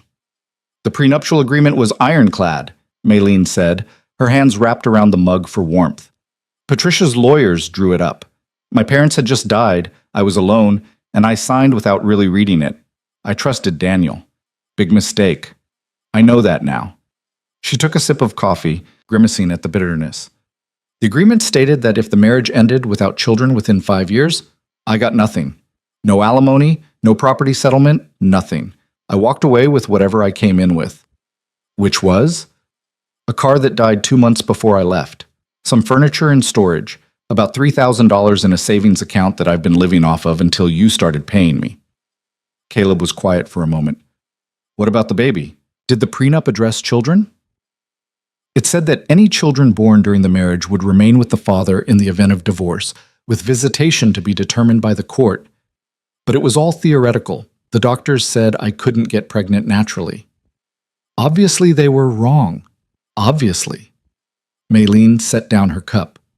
Caleb, if Daniel finds out about this baby before the divorce is final, he'll use the prenup to take full custody. Patricia will make sure of it. She doesn't want the child. She just wants to punish me for leaving. Can she do that? Take custody of an unborn child? I don't know, but she has enough lawyers to try. The sound of footsteps on the stairs made them both look up. Ava appeared in her pajamas, her hair loose around her shoulders. Can't sleep? Caleb asked. I heard voices. She looked at Maylene, then at her father. What's going on? And don't say nothing because I know something's wrong. That guy showing up? Maylene looking like she's about to fall apart. You two having secret meetings at midnight? Sit down, Ava, Caleb said. She sat, her arms crossed defensively. Caleb looked at Maylene. Your call. Maylene took a breath. I'm pregnant. My ex-husband doesn't know yet, but his mother suspects. They're trying to force me to sign papers that would give them custody if there is a baby. I'm not signing, which means they're threatening legal action. Ava stared at her. You're pregnant. Yes, with that jerk's baby. Unfortunately, yes. And they want to take it from you. That's the plan. Ava was quiet for a long moment, processing. Then, that's messed up. Very much so. Are you going to let them? No, but I don't know how to stop them. We'll figure it out. Ava said it with the certainty of someone who'd been figuring things out on her own for 2 years. We don't let people take what's ours. Right, Dad? Right. Caleb met Maylene's eyes. Family protects family. I'm not family, Maylene said quietly. You live here. You take care of us. You matter to Noah and Ava. That makes you family. He stood up. Tomorrow, we're calling that lawyer Rosie mentioned. We're going to figure out your legal options, and we're going to make sure Patricia Carter learns that out here, money doesn't buy everything. The lawyer's name was Marcus Wheeler, and he drove out to the ranch Thursday morning in a sensible sedan that looked out of place next to all the pickup trucks. He was younger than Maylene expected, maybe 35, with sandy hair and wire-rimmed glasses that made him look like a professor. He sat up at the dining room table with a laptop and a legal pad and got right to business. Tell me everything, he said. So Maylene did. The whole story. From the beginning. The marriage. The infertility. The abandonment. The prenup. The pregnancy. Daniel's visit. When she finished, Marcus was quiet for a long moment, making notes. Okay, he said finally. Here's the situation. The prenup is legal and binding. If you'd divorced without getting pregnant, you'd walk away with nothing, and that would hold up in any court. But you are pregnant, which changes everything. How? Because you conceived during the marriage, which means the child has rights independent of the prenup. The agreement can't strip an unborn child of their legal claims. Child support, for example, can't be waived by prenuptial agreement. But what about custody? Marcus leaned back in his chair. That's more complicated. The prenup says children would remain with the father, but that's not absolute. Custody is determined by the best interests of the child, not by contract. However, he held up a hand as Maylene started to relax. Given that you left the marital home, that you're currently employed as a housekeeper with minimal income, and that Daniel presumably has more resources and stability, a court might initially favor him. So I'm going to lose. I didn't say that. I said it's complicated. Marcus pulled out a file. Here's what we need to do. First, we establish you as a resident of Wyoming. You've been here almost 3 months. You have employment. You have a residence. That gives us home court advantage. Any custody dispute would be heard here, not in Massachusetts. Can we do that? It's not guaranteed, but it's our best shot. Second, we need to finalize your divorce before the baby is born. Once you're divorced, the prenup becomes moot for custody purposes. You'd be fighting as an unmarried mother, which actually gives you better legal standing. Caleb, who'd been listening from the doorway, spoke up. How long does a divorce take? In Wyoming, with both parties consenting, about 90 days minimum. But if Daniel contests it, drags his feet, files motions, could be 6 months or more. I'll be showing by then, Maylene said. Probably, which is why we need to move fast. Marcus started typing on his laptop. I'm going to draft a response to their settlement offer. We'll reject their custody clause while agreeing to waive all financial claims. That shows good faith. You're not after their money, you just want to protect your child. Daniel said his mother will file a lawsuit if I don't sign by Friday. Letter. She'll be filing in Massachusetts, which gives us grounds to argue improper jurisdiction. Meanwhile, we file here first. Get ahead of them. File for divorce in Wyoming, establish residency, create a paper trail showing you're a stable, employed resident with community ties. I've been here less than 3 months, which is why we need to strengthen your position. Marcus looked at Caleb. Would you be willing to provide a character reference? Testimony about her employment, her care of your children, her integration into the community? Absolutely. Good. We'll need others too. Sarah Mitchell, this Rosie person you mentioned, neighbors, anyone who can speak to your stability and character. Maylene felt overwhelmed. This is a lot. It is. But you've got more going for you than you think. You're employed, you have housing, you have community support. That matters in custody cases. Marcus closed his laptop. One more thing. When's your due date?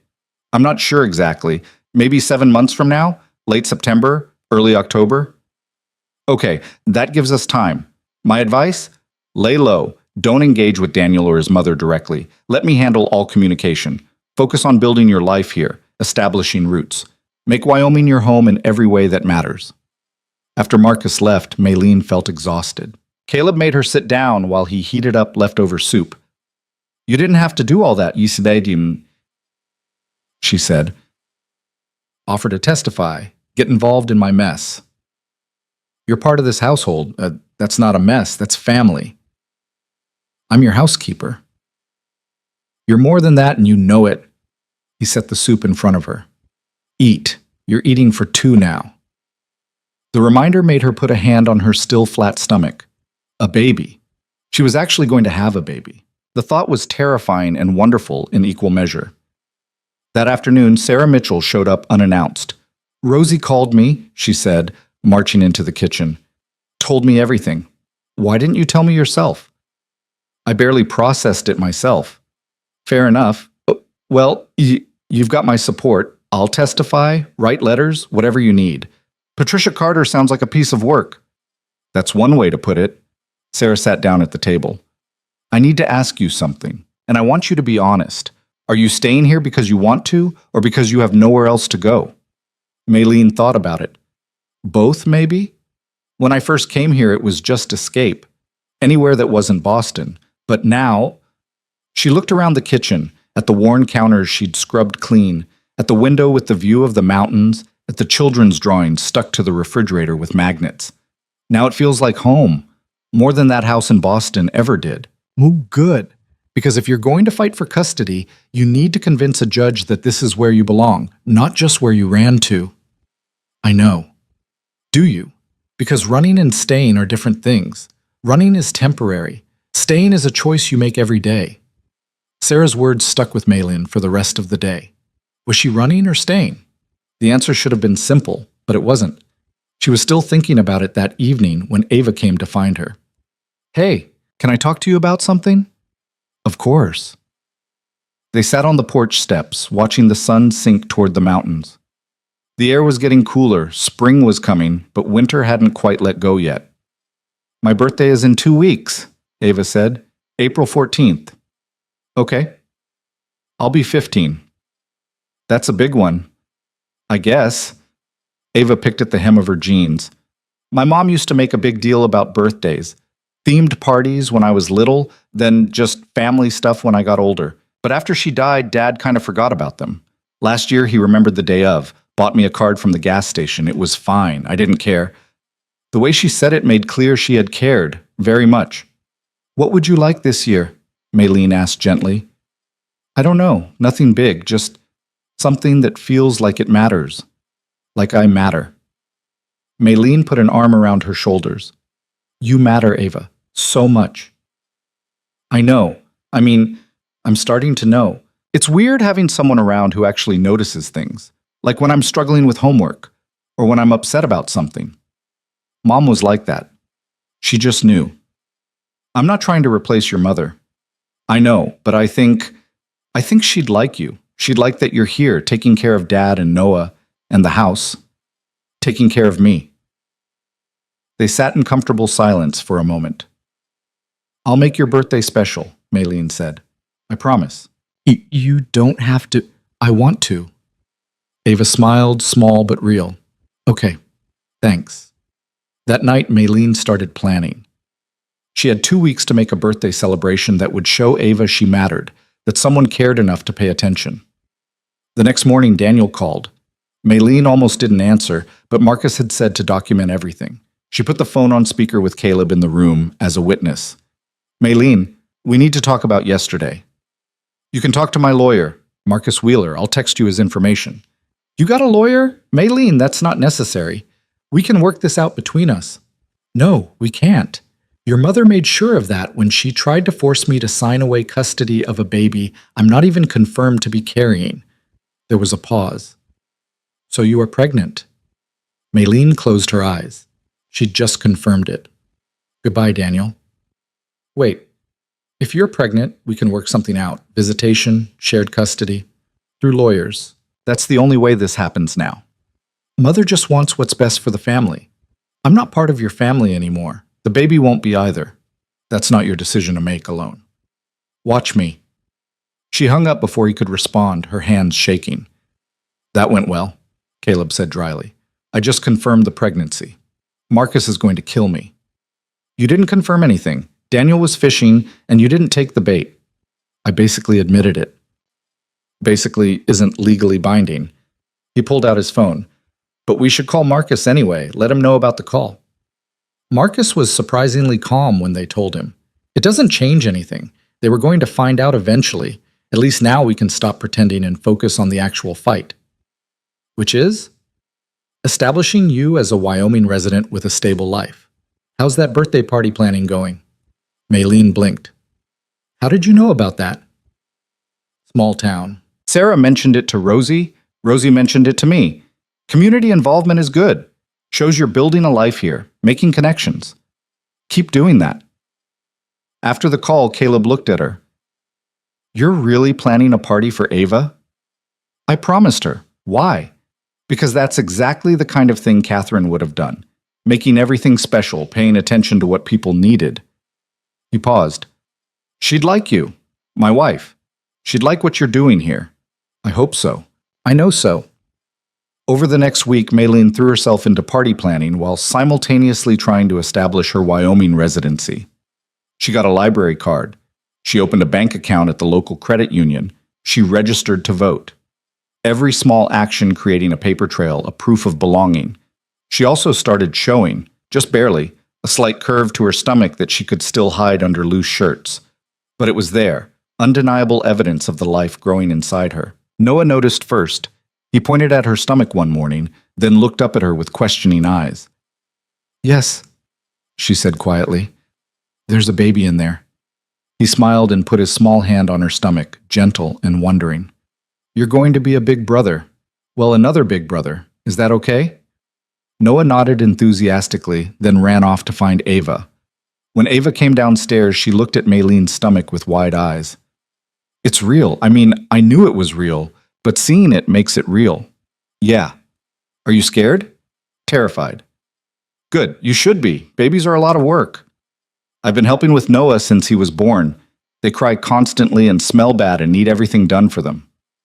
Thanks for the pep talk, Ava grinned. But they're also kind of amazing. Noah was pretty cool even when he was tiny. Anyway, you've got us to help. You're not doing this alone. Those words settled something in Maylene. She wasn't alone. She had Caleb, who brought her prenatal vitamins he'd picked up in town without being asked. She had Ava, who started reading parenting books from the library and sharing random facts about infant development. She had Noah, who regularly checked on her stomach like he was monitoring a science experiment. She had a community rallying around her, Sarah and Rosie and even Ellen, who started bringing over maternity clothes her daughter had left behind. But she also had Daniel and Patricia, who'd gone ominously quiet. Marcus said that wasn't a good sign. They're planning something, he warned. Be ready. Maylene tried to be ready, but she wasn't prepared for what happened on the morning of Ava's birthday. She'd spent the week before preparing, ordering a cake from the bakery in the next town over, decorating the dining room with streamers and balloons in Ava's favorite colors, planning a menu of all her favorite foods. Small things, but chosen with care. Ava had claimed she didn't want a big fuss, but Maylene had noticed the way she kept peeking into the dining room to see the decorations, the way she smiled when Maylene asked her what kind of cake she wanted. The morning of April 14th, Maylene got up early to start cooking. She was making pancakes, Ava's favorite breakfast, when someone knocked on the door. She wasn't expecting anyone. Caleb was already out with the herd. The kids were still asleep. Maylene opened the door to find a man in a suit holding an envelope. Maylene Carter? Yes? You've been served. He handed her the envelope and walked away before she could respond. With shaking hands, Maylene opened it. It was a summons. Patricia Ashford Carter was suing her for emotional distress, alienation of affection, and breach of contract. She was also filing for emergency custody of any child conceived during the marriage between Maylene and Daniel Carter. The hearing was scheduled for next week. In Boston. Maylene sank onto the porch steps, the papers clutched in her hands. They'd done it. They'd actually done it, and they'd timed it perfectly, Serving her on Ava's birthday, giving her barely a week to respond, forcing her to travel to Boston for the hearing. She was still sitting there when Caleb came back for coffee. He took one look at her face and the papers and sat down beside her. "Tell me." She handed him the summons. He read through it, his expression darkening with each page. "This is garbage. None of this will hold up." "It doesn't matter if it holds up. It matters that they're forcing me to fight it, in Boston where they have home court advantage, and if I don't show up, they win by default. Then we go to Boston. You, me, Marcus, we fight this thing. I can't leave. It's Ava's birthday. I promised her, Maylene."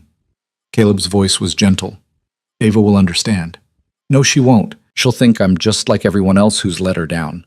Her mother who didn't come home, the housekeepers who left, and now me, breaking my promise on the one day that mattered. Then we'll explain, it won't matter." Maylene stood up, crumpling the summons in her fist.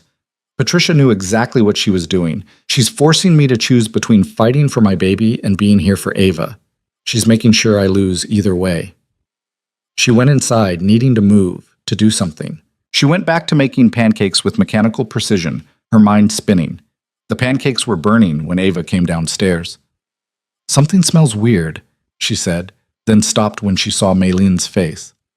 "What's wrong?" "Nothing. Happy birthday." "You're lying. What happened?" Maylene turned off the stove, looking at the ruined pancakes. Just like everything else she touched. Ruined. "Tell me," Ava insisted. So Maylene did. She explained about the lawsuit, the summons, the hearing in Boston. Ava listened in silence. When Maylene finished, she was quiet for a long moment. "When do you have to leave, Wissam?" she asked finally. "Tomorrow. The hearing is in 5 days and Marcus needs time to prepare. So you'll miss my birthday." "I'm so sorry, Ava. I know I promised." "It's fine. It's not fine. It is what it is." Ava's voice was flat, emotionless. "You have to go.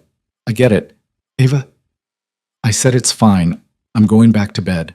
I don't feel like celebrating anyway." She left before Maylene could say anything else. Caleb appeared in the doorway. "Give her time. She's just processing. She thinks I'm abandoning her. She thinks the world abandons everyone. It's how she survived. But she'll come around." Maylene wasn't so sure. She'd seen the look on Ava's face, the walls going back up, the armor clicking into place. She'd finally earned the girl's trust, and now she was losing it.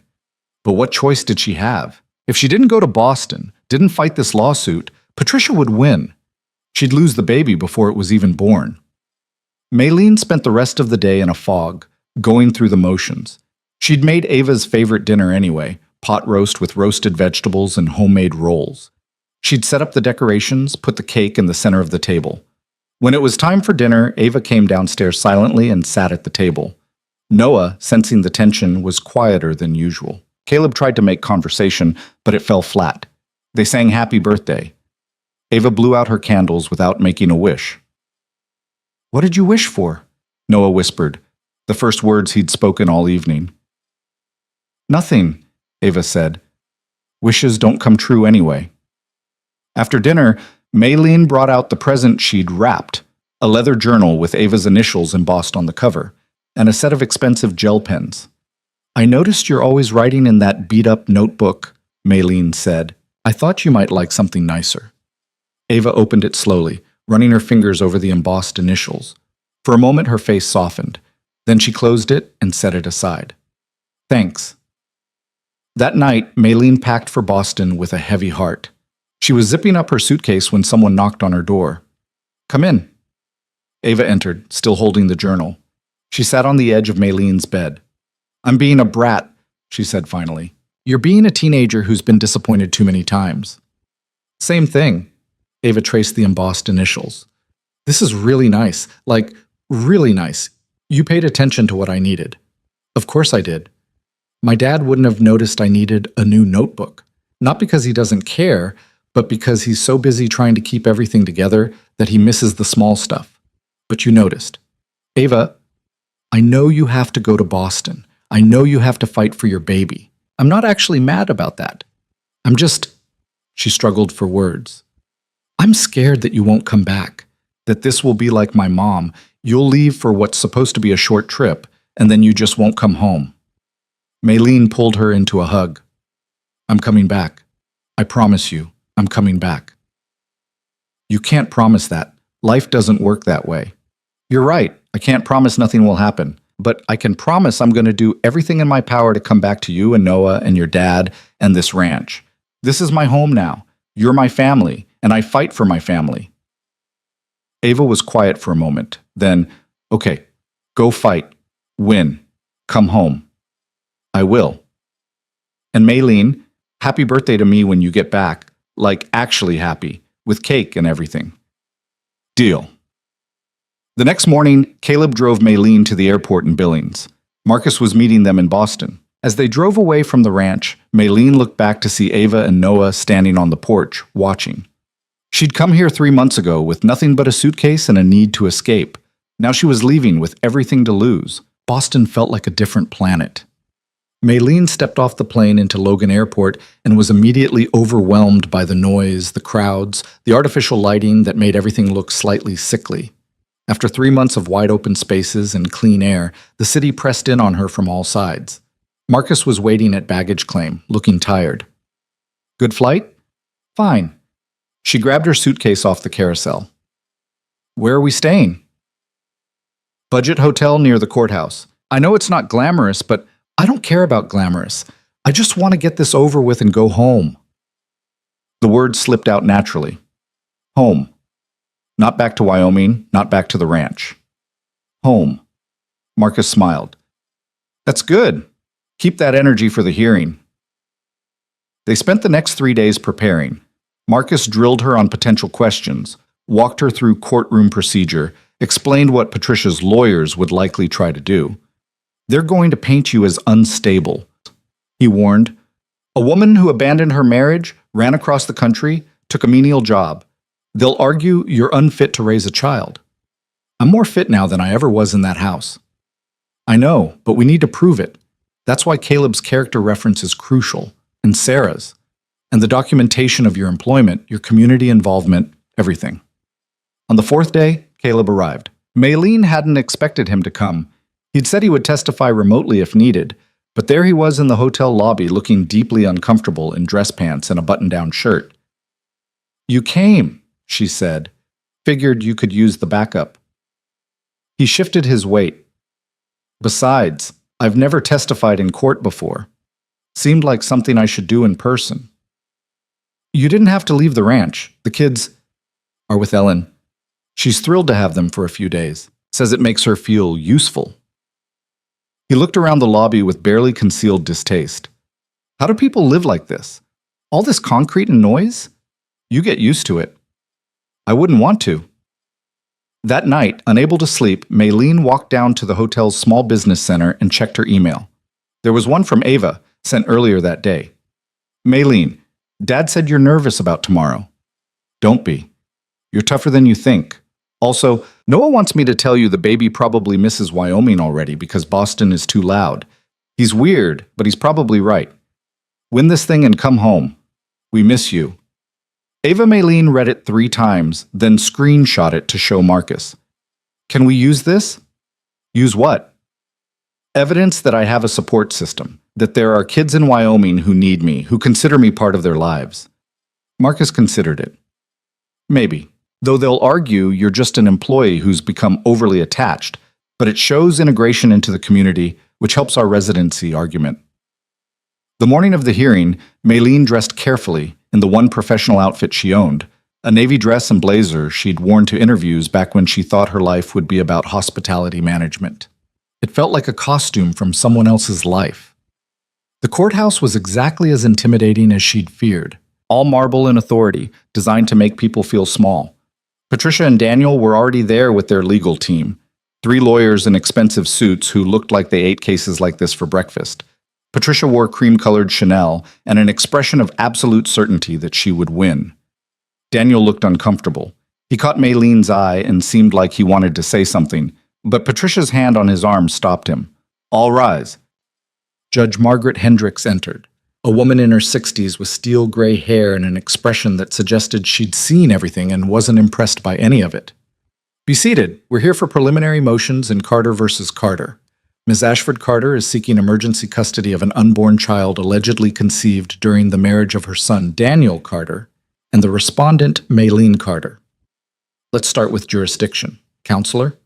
Patricia's lead lawyer, a man named Bradford Pierce, who had the kind of voice that assumed everyone would listen, stood. Your Honor, the marriage was contracted in Massachusetts, the marital home was in Massachusetts, and the child was conceived in Massachusetts. This court has clear jurisdiction. Marcus stood. Your Honor, Mrs. Carter has been a resident of Wyoming for 3 months. She's employed there, domiciled there, and has established clear residency. Any custody matter should be heard in Wyoming, where the child will be born and raised. 3 months hardly establishes residency, Pierce countered. Mrs. Carter is a transient employee who fled the state to avoid marital obligations. Mrs. Carter left because she was forced out of the marital home by her husband and his mother, Marcus shot back.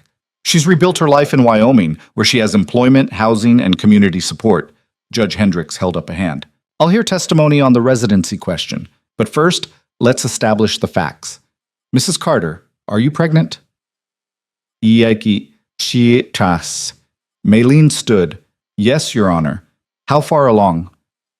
Approximately 9 weeks. And is Daniel Carter the father? Yes. Mr. Carter, do you wish to establish paternity? Daniel stood, looking miserable. Yes, Your Honor. Then we'll order a paternity test after the birth. In the meantime, let's address the emergency custody request. Ms. Ashford Carter, you're seeking custody of an unborn child. On what grounds? Patricia stood with the kind of grace that came from a lifetime of feeling superior. On the grounds that Mrs. Carter has proven herself unstable, Your Honor. She abandoned her marriage, fled the state, and is currently employed in a position far below her education and capabilities. She's clearly not thinking clearly about what's best for this child. Your Honor, Marcus said, Mrs. Carter left an emotionally abusive situation where she was valued only for her reproductive capacity. When she was unable to conceive, or so everyone believed, she was discarded. Now that she is pregnant, the Carter family suddenly wants her back, but only to control the child. This isn't about the child's welfare. It's about control. Pierce stood again. That's inflammatory and unsubstantiated. The Carter family has significant resources to provide for this child: education, healthcare, opportunities. Mrs. Carter is living on a ranch in rural Wyoming, working as a housekeeper. The disparity is clear. The disparity is between a loving home and a controlling family, Marcus countered. Your Honor, we have character witnesses ready to testify about Mrs. Carter's stability, her integration into her community, and her fitness as a parent. Judge Hendricks leaned back. I'll hear from one witness for each side. Keep it brief. Pierce called Daniel first. Daniel took the stand, looking increasingly uncomfortable. Pierce led him through questions about the marriage, the infertility struggles, Maylene's abandonment. Mr. Carter, in your opinion, is your wife fit to raise a child alone? Daniel hesitated. I don't know. You don't know? I mean, Maylene was always capable, organized, smart, but she's made some questionable decisions lately. Leaving without talking to me, moving across the country, taking a job that's beneath her. So you have concerns about her judgment? I have concerns about her stability. Marcus stood for cross-examination. Mr. Carter, why did Mrs. Carter leave the marital home? We had some difficulties in the marriage. Specifically, what difficulties? Daniel shifted. We'd been struggling with infertility. It was stressful for both of us. And when the doctors confirmed that natural conception was unlikely, what happened? My mother suggested that perhaps the marriage wasn't working. Your mother suggested ending the marriage because Mrs. Carter couldn't provide an heir. That's not how it was. Isn't it true that your mother called Mrs. Carter a failure, that she told her to leave the house? Pierce objected. Your Honor, hearsay. I'm asking what Mr. Carter witnessed, Marcus said smoothly. Judge Hendricks nodded. Answer the question, Mr. Carter. Daniel looked at his mother, then away. My mother was upset. She said some things she shouldn't have. Such as? She told Maylene that she'd failed in her primary obligation, that the marriage was over. And did you defend your wife? The silence was damning. Mr. Carter? I should have. I didn't. I was weak. It was the first honest thing he'd said. Patricia's expression could have cut glass. No further questions, Marcus said. Next, Marcus called Caleb. Caleb walked to the stand like he was walking to a gallows, but once he was sworn in, his voice was steady. Marcus led him through the basics, how Maylene came to work at the ranch, what her duties were, how she'd integrated into the household. Mr. Boone, you have 2 children, correct? Yes. Ava, she's 15 now, and Noah, he's 6. How have they responded to Mrs. Carter? Caleb's expression softened. She's been incredible with them. My wife died 2 years ago, and the kids have been struggling. Ava especially, she's been trying to be the woman of the house, taking on responsibilities she's too young for. Maylene saw that and started helping without taking over. She's been patient with Ava's anger, gentle with Noah's silence. She pays attention to what they need. Can you give an example? Ava's birthday was last week. Maylene spent weeks planning it, making sure every detail was what Ava would want. She notices things, what people like, what they need when they're struggling. That's not something you can fake. In your opinion, is Mrs. Carter fit to be a parent? Absolutely. She's already been parenting my kids for 3 months, and she's been better at it than I have in some ways. She's patient, attentive, and she actually cares. Not because it's her job, but because that's who she is. Pierce stood for cross-examination. Mr. Boone, you employ Mrs. Carter, correct? Yes. So you have a financial interest in keeping her in Wyoming. I have an interest in keeping a good person in my life and my children's lives. That's not financial. That's human. But you pay her salary. If she leaves, you'll need to find a replacement. If she leaves, I'll miss her. My kids will miss her. That's what matters. Isn't it true that you were desperate for help when Mrs. Carter arrived? That you'd been through several housekeepers who all quit? Yes, because the job is hard and my daughter is protective and my son doesn't talk. Maylene stayed because she saw past all that to what we needed, or because she had nowhere else to go. Caleb's jaw tightened. She has somewhere to go now. She has a home with us. That's worth more than whatever you people are offering. Pierce looked at the judge. No further questions. Judge Hendricks called a recess. Maylene, Marcus, and Caleb huddled in a small conference room. How do you think it's going? Maylene asked. Hard to say. Hendricks is tough to read. Marcus checked his notes. But Caleb's testimony was solid. Daniel's admission that he didn't defend you helps our case. What happens now? They'll probably call Patricia. We counter with character witnesses. I've got affidavits from Sarah and Rosie, then Hendricks will make a preliminary ruling on jurisdiction and emergency custody. When they returned, Patricia took the stand. She was polished, prepared, and absolutely certain of her righteousness.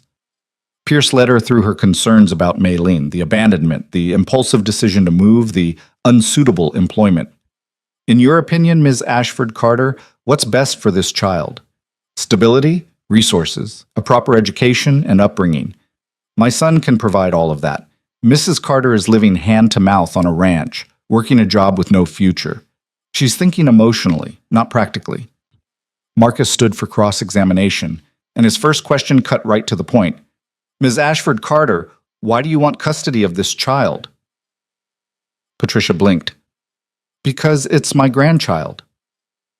Is it? You've never met this child. In fact, you spent 3 years telling Mrs. Carter she was worthless specifically because she couldn't produce this grandchild. Now that she's pregnant, suddenly you care. Why? I've always cared about my family. Did you care when you called Mrs. Carter barren? When you told her she'd failed in her primary obligation? When you forced her out of the house? I was trying to help my son move on from a failed marriage. By taking his wife's home and dignity? Marcus pulled out a document. This is the prenuptial agreement you had drawn up. It specifically states that if the marriage ends without children, Mrs. Carter receives nothing. Convenient, isn't it? That's standard practice. And this clause here, the one about custody in the event of divorce, that was your addition, wasn't it? Pierce objected. Relevance o iteko gi dotsimpoate. Your Honor, it goes to motive. Ms. Ashford Carter has been planning to control any potential children since before the marriage even began. Judge Hendricks leaned forward. 'I'll allow it. Answer the question, Ms. Ashford Carter. Patricia's composure finally cracked. I wanted to protect my family's interests by ensuring that any child born to your son would be under your control, regardless of the mother's fitness or wishes. That's not... Isn't it true that you don't actually care about this child's welfare? You care about control, about the family legacy, about making sure that even if Mrs. Carter manages to have the child you told her she never could, you'll still find a way to take it from her. Objection!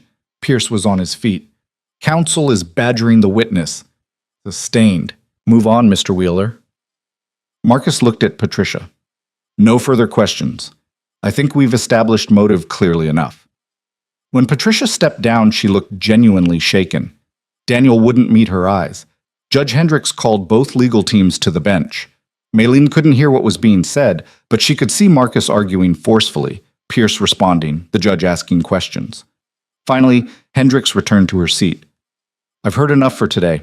Here's my preliminary ruling. First, on jurisdiction, Mrs. Carter has established sufficient residency in Wyoming for custody matters to be heard there. This case is being transferred to Wyoming Family Court. Pierce started to object, but Hendricks cut him off. Second, on emergency custody, I see no grounds for removing an unborn child from its mother. Mrs. Carter has demonstrated employment, housing, and community support. The request for emergency custody is denied. Maylene felt her knees nearly give out. Caleb steadied her with a hand on her arm. However, Hendricks continued, I'm ordering a full custody evaluation after the birth. Both parents will be assessed, and a Wyoming court will make a final determination based on the child's best interests. Mr. Carter, if paternity is established, you'll have the right to petition for custody or visitation at that time. She banged her gavel. We're adjourned. Outside the courthouse, Maylene stood on the steps and breathed deeply for the first time in days. We won, she said, disbelieving. We won the first round, Marcus corrected. There'll be more to deal with after the baby's born, but yes, for now, we won. You get to go home. Home. There was that word again. Daniel caught up with them on the steps. Patricia was nowhere to be seen, probably off berating her lawyers. Maylene, can we talk? Just for a minute? Caleb looked ready to intervene, but Maylene nodded. It's okay. They walked a short distance away. Daniel looked exhausted, older than he had just days ago. I'm sorry, he said, for all of it, for not standing up to my mother, for the prenup, for how I treated you. You deserved better. Yes, I did. I don't want to fight you for custody. I want you to know that. Mother does, but I don't. Then stop her. I'm trying. I told her after the hearing that I'm done. I'll establish paternity when the baby's born. I'll pay child support, but I'm not fighting you for custody. You'll be a good mother. Better than mother would be as a grandmother. It was the most honest he'd been since their wedding day. Thank you, Maylene said quietly. For what? For finally seeing me. It's 3 months too late, but I'll take it.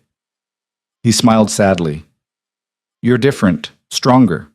Wyoming's been good for you. It has. I found people there who actually value me. I'm glad.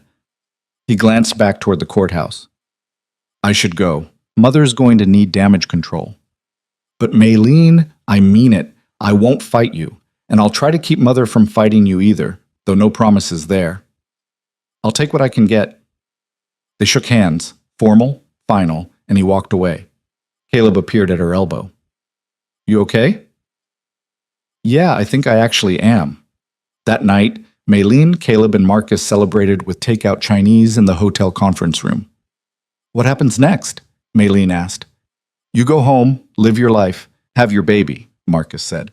If Daniel does try for custody or visitation after the birth, we'll deal with it then, but honestly, I don't think he will. He looked broken in there. His mother will push him. Maybe, but she lost today. Lost big. And people like Patricia Carter don't handle losing well. She might just cut her losses and move on. Or she might come at me even harder. That's always a possibility, but you'll be ready, and you won't be alone. Caleb raised his beer. To not being alone. They clinked bottles and containers, and Maylene felt something settle in her chest. Relief, maybe. Or just the absence of constant fear. They flew back to Wyoming the next morning. When the plane began its descent, Maylene looked out the window and felt genuine joy at the sight of those mountains, those endless fields. She was coming home. Ellen had dropped the kids off at the airport to meet them. Noah saw Maylene first and ran at full speed, crashing into her legs with enough force to nearly knock her over. She knelt down and hugged him tightly. "I missed you too, buddy." Ava approached more slowly, trying to maintain her cool teenager demeanor but failing. "So, how'd it go?" "We won. The case is moving to Wyoming, and the emergency custody request was denied." "So you're staying?" "I'm staying." Ava's composure cracked. She hugged Maylene hard enough to hurt. "Good. Because Noah's been impossible without you, and Dad can't cook to save his life." "Hey," Caleb protested, "I made spaghetti." "You boiled pasta and dumped jar sauce on it. That's not cooking."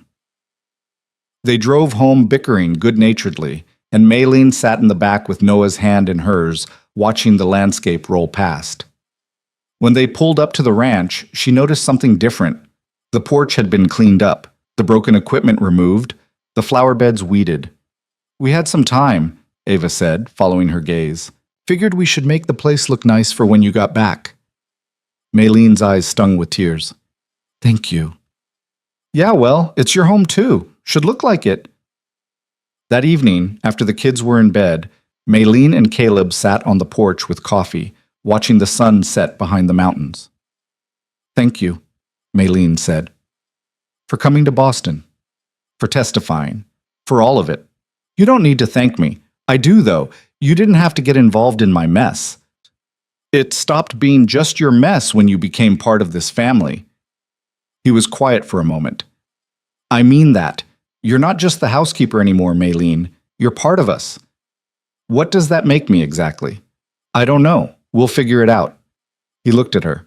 "But whatever it is, you're here. You're staying. That's what matters."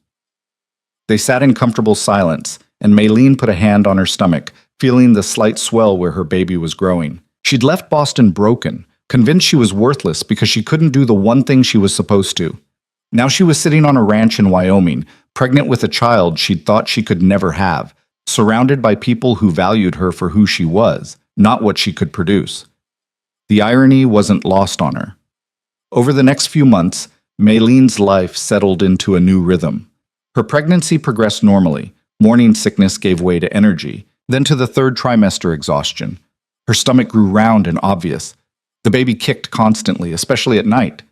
Noah was fascinated by the pregnancy. He'd put his hand on her stomach and wait patiently for kicks, smiling every time he felt movement. Ava read pregnancy books and shared random facts about fetal development. Caleb made sure she ate properly and rested when she needed to. Marcus called with updates. Daniel had signed an agreement not to pursue custody, though he reserved the right to seek visitation after the baby turned one. Patricia had gone silent. Whether from defeat or strategy, no one knew. Sarah and Rosie organized a baby shower at the diner.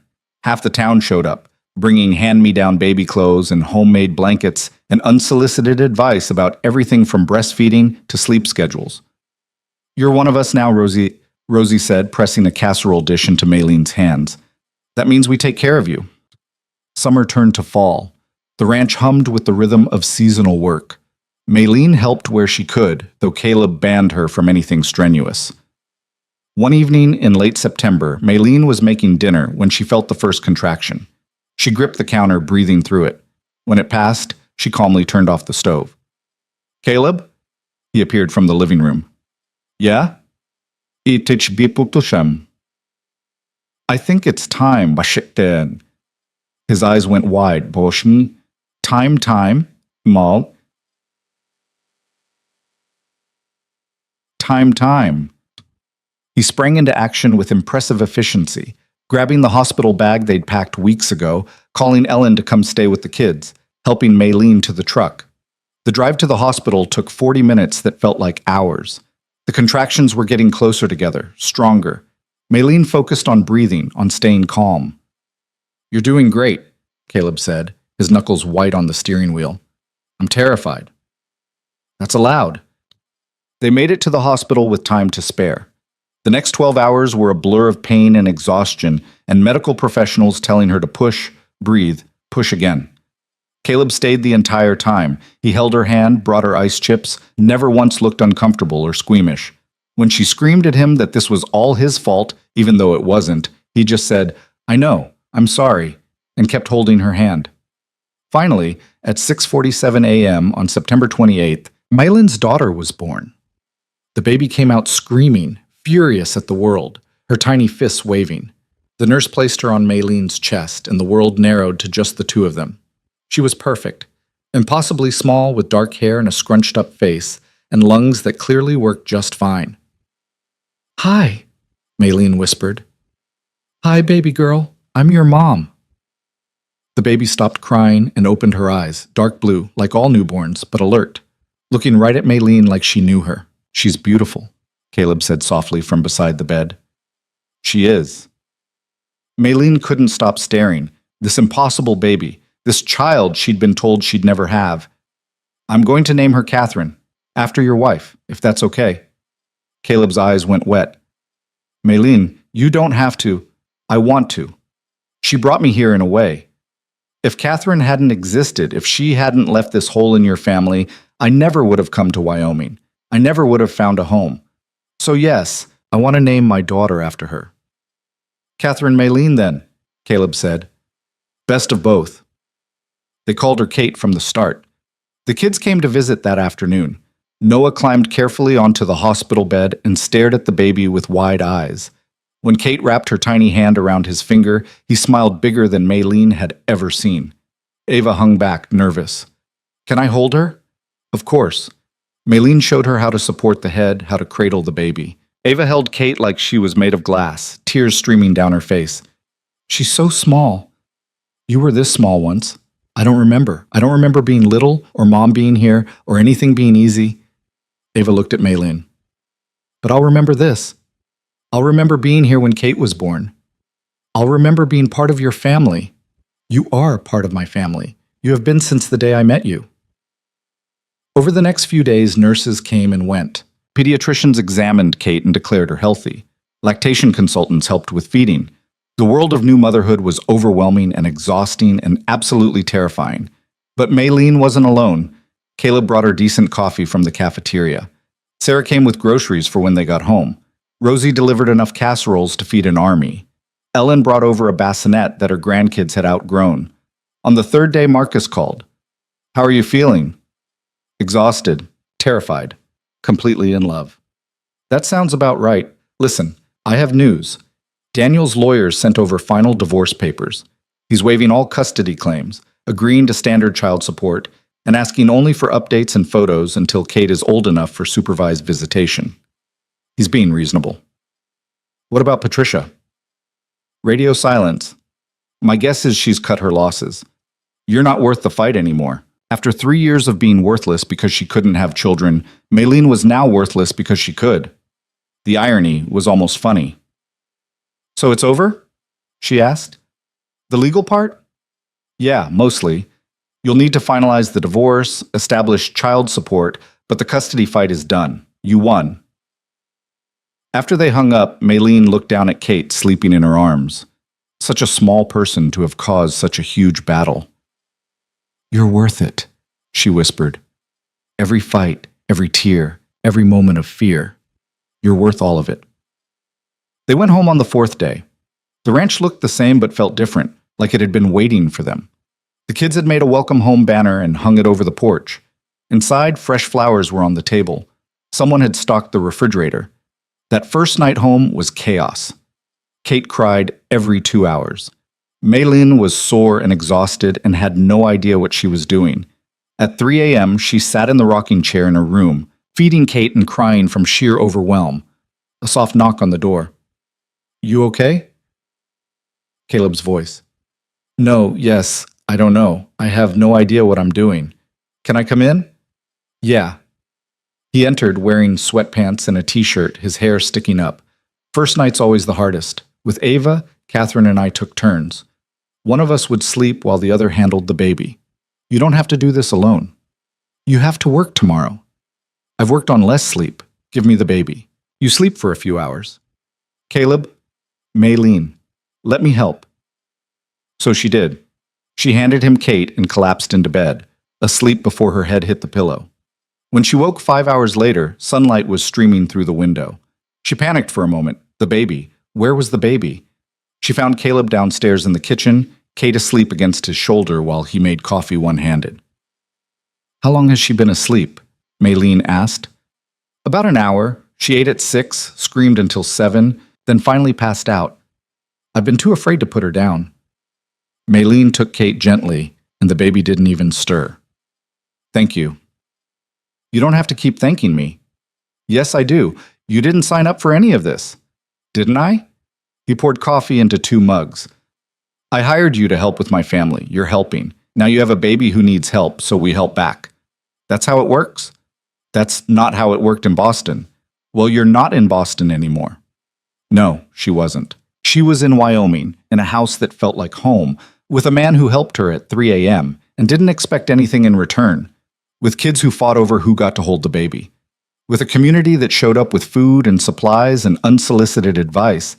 She was exactly where she needed to be. The months that followed were hard in ways Maylene hadn't anticipated. Kate was colicky, screaming for hours with no clear cause. Sleep deprivation made everything harder. Maylene's body ached from the pregnancy and birth. Some days she wondered if she'd made a terrible mistake. But then Kate would smile, that first real smile at 6 weeks, and it would all feel worth it. Or Noah would bring his stuffed bear to put in the crib because maybe it will help her sleep. Or Ava would take the baby so Maylene could shower. Or Caleb would show up with coffee and breakfast and a quiet, "You're doing great." By the time winter came, they'd found a rhythm. Maylene handled most of the nighttime feedings, but Caleb took the early morning shift so she could sleep. Ava helped with diaper changes and laundry. Noah entertained Kate with silly faces that made her laugh. They weren't a traditional family. They were something stranger, more complicated. A widowed father and his kids, a divorced mother and her baby, all living under one roof and somehow making it work. One evening in December, after the kids were asleep and Kate was down for her longest stretch of the night, Maylene and Caleb sat on the porch despite the cold.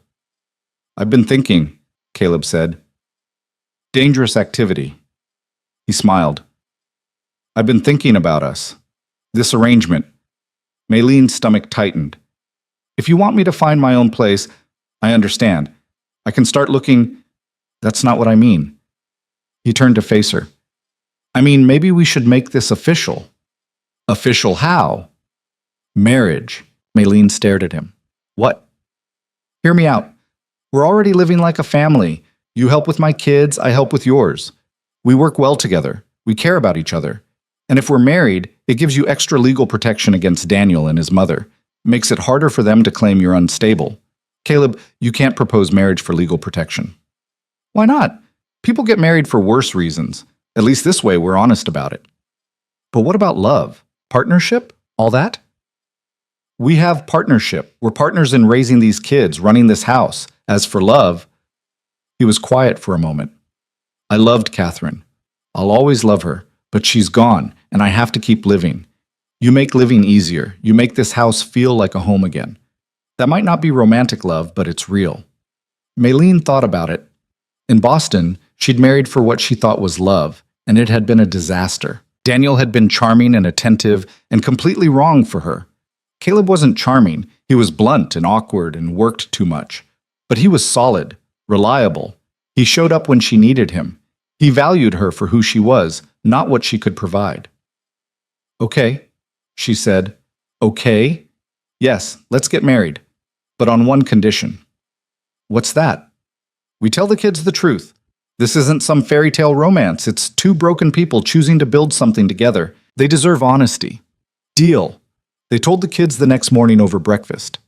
"So let me get this straight," Ava said, her arms crossed. "You're getting married, but not because you're in love. Because it's practical." "Essentially, yes," Caleb said. "That's the weirdest thing I've ever heard." "Is it?" Maylene asked. "Your dad and I care about each other. We work well together. We're already raising you kids as a team. Marriage just makes it official." "But what about love?" "There are different kinds of love, Ava. Romantic love, sure. But also the love that comes from choosing someone every day. From showing up for them. From building a life together." Ava thought about it. So you're choosing each other? Yes. And you're choosing us, all of us? Yes. Noah, who'd been listening quietly, slid off his chair and hugged both of them. Then, for the first time in 2 years, he spoke. Family, he said clearly. We're family. Everyone froze. Caleb's eyes went wet. Ava gasped. Yeah, buddy, Maylene said, her voice shaking. We're family. Noah nodded, satisfied, and went back to his breakfast like he hadn't just broken 2 years of silence. They got married at the courthouse in January, with just the kids and Sarah and Rosie as witnesses. Maylene wore a simple blue dress. Caleb wore the same outfit he'd worn to testify in Boston. Kate slept through the ceremony in Ava's arms. It wasn't romantic. It wasn't a fairy tale. It was real. That evening, back at the ranch, they had a celebration dinner. Ellen brought a cake. Sarah gave a toast about new beginnings. The kids played with Kate while the adults talked. Later, after everyone had gone home and the kids were asleep, Maylin stood on the porch looking out at the ranch. The land stretched endlessly in the moonlight, beautiful and harsh and full of possibility. Caleb came out to stand beside her. Any regrets? He asked. Not a single one. Good, because you're stuck with us now. No returns. I wouldn't return you anyway. You're all too much trouble. He smiled, and they stood there in comfortable silence. Maylene thought about the woman who'd stepped off a train in Sweetwater Valley 9 months ago, broken, desperate, convinced she'd reached the end of her story. She'd been so wrong. This wasn't the end. It was barely even the beginning. She'd spent 3 years being told she was worthless because her body couldn't do what it was supposed to. She'd internalized that failure, let it define her, believed that her only value was in what she could produce. But here, in this hard place with these complicated people, she'd learned something different. Her worth wasn't in what she could give or make or provide. It was in who she was when she showed up every day. In the patience she gave Ava, the gentle attention she gave Noah, the partnership she built with Caleb. In the way she'd fought for Kate, not because the baby proved she wasn't broken, but because every child deserved to be fought for. She wasn't barren. She'd just been planted in the wrong soil. Here, in this unlikely place, she'd finally taken root. And she was growing. Not perfect, not fixed, not without scars from everything that had come before, but growing anyway. Behind her through the window, she could see Ava doing homework at the kitchen table, Noah playing with blocks in the living room, Kate asleep in her bassinet, Caleb checking on the kids before coming back outside. This chaotic, complicated, imperfect family that she'd somehow become part of. Her family. Maylene had spent so long believing that home was something you were born into or married into, something given to you by circumstances beyond your control. But standing there on that porch, she understood the truth.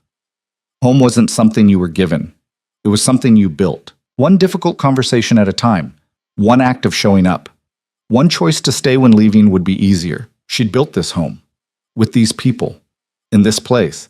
And no one, not Daniel, not Patricia, not anyone, could take that away from her. The baby monitor crackled. Kate was stirring. I'll get her, Caleb said, but Maylin shook her head. We'll both go. They walked inside together, to their daughter, their kids, their life, their home. And for the first time in longer than she could remember, Maylene felt something she'd thought she'd lost forever. She felt whole,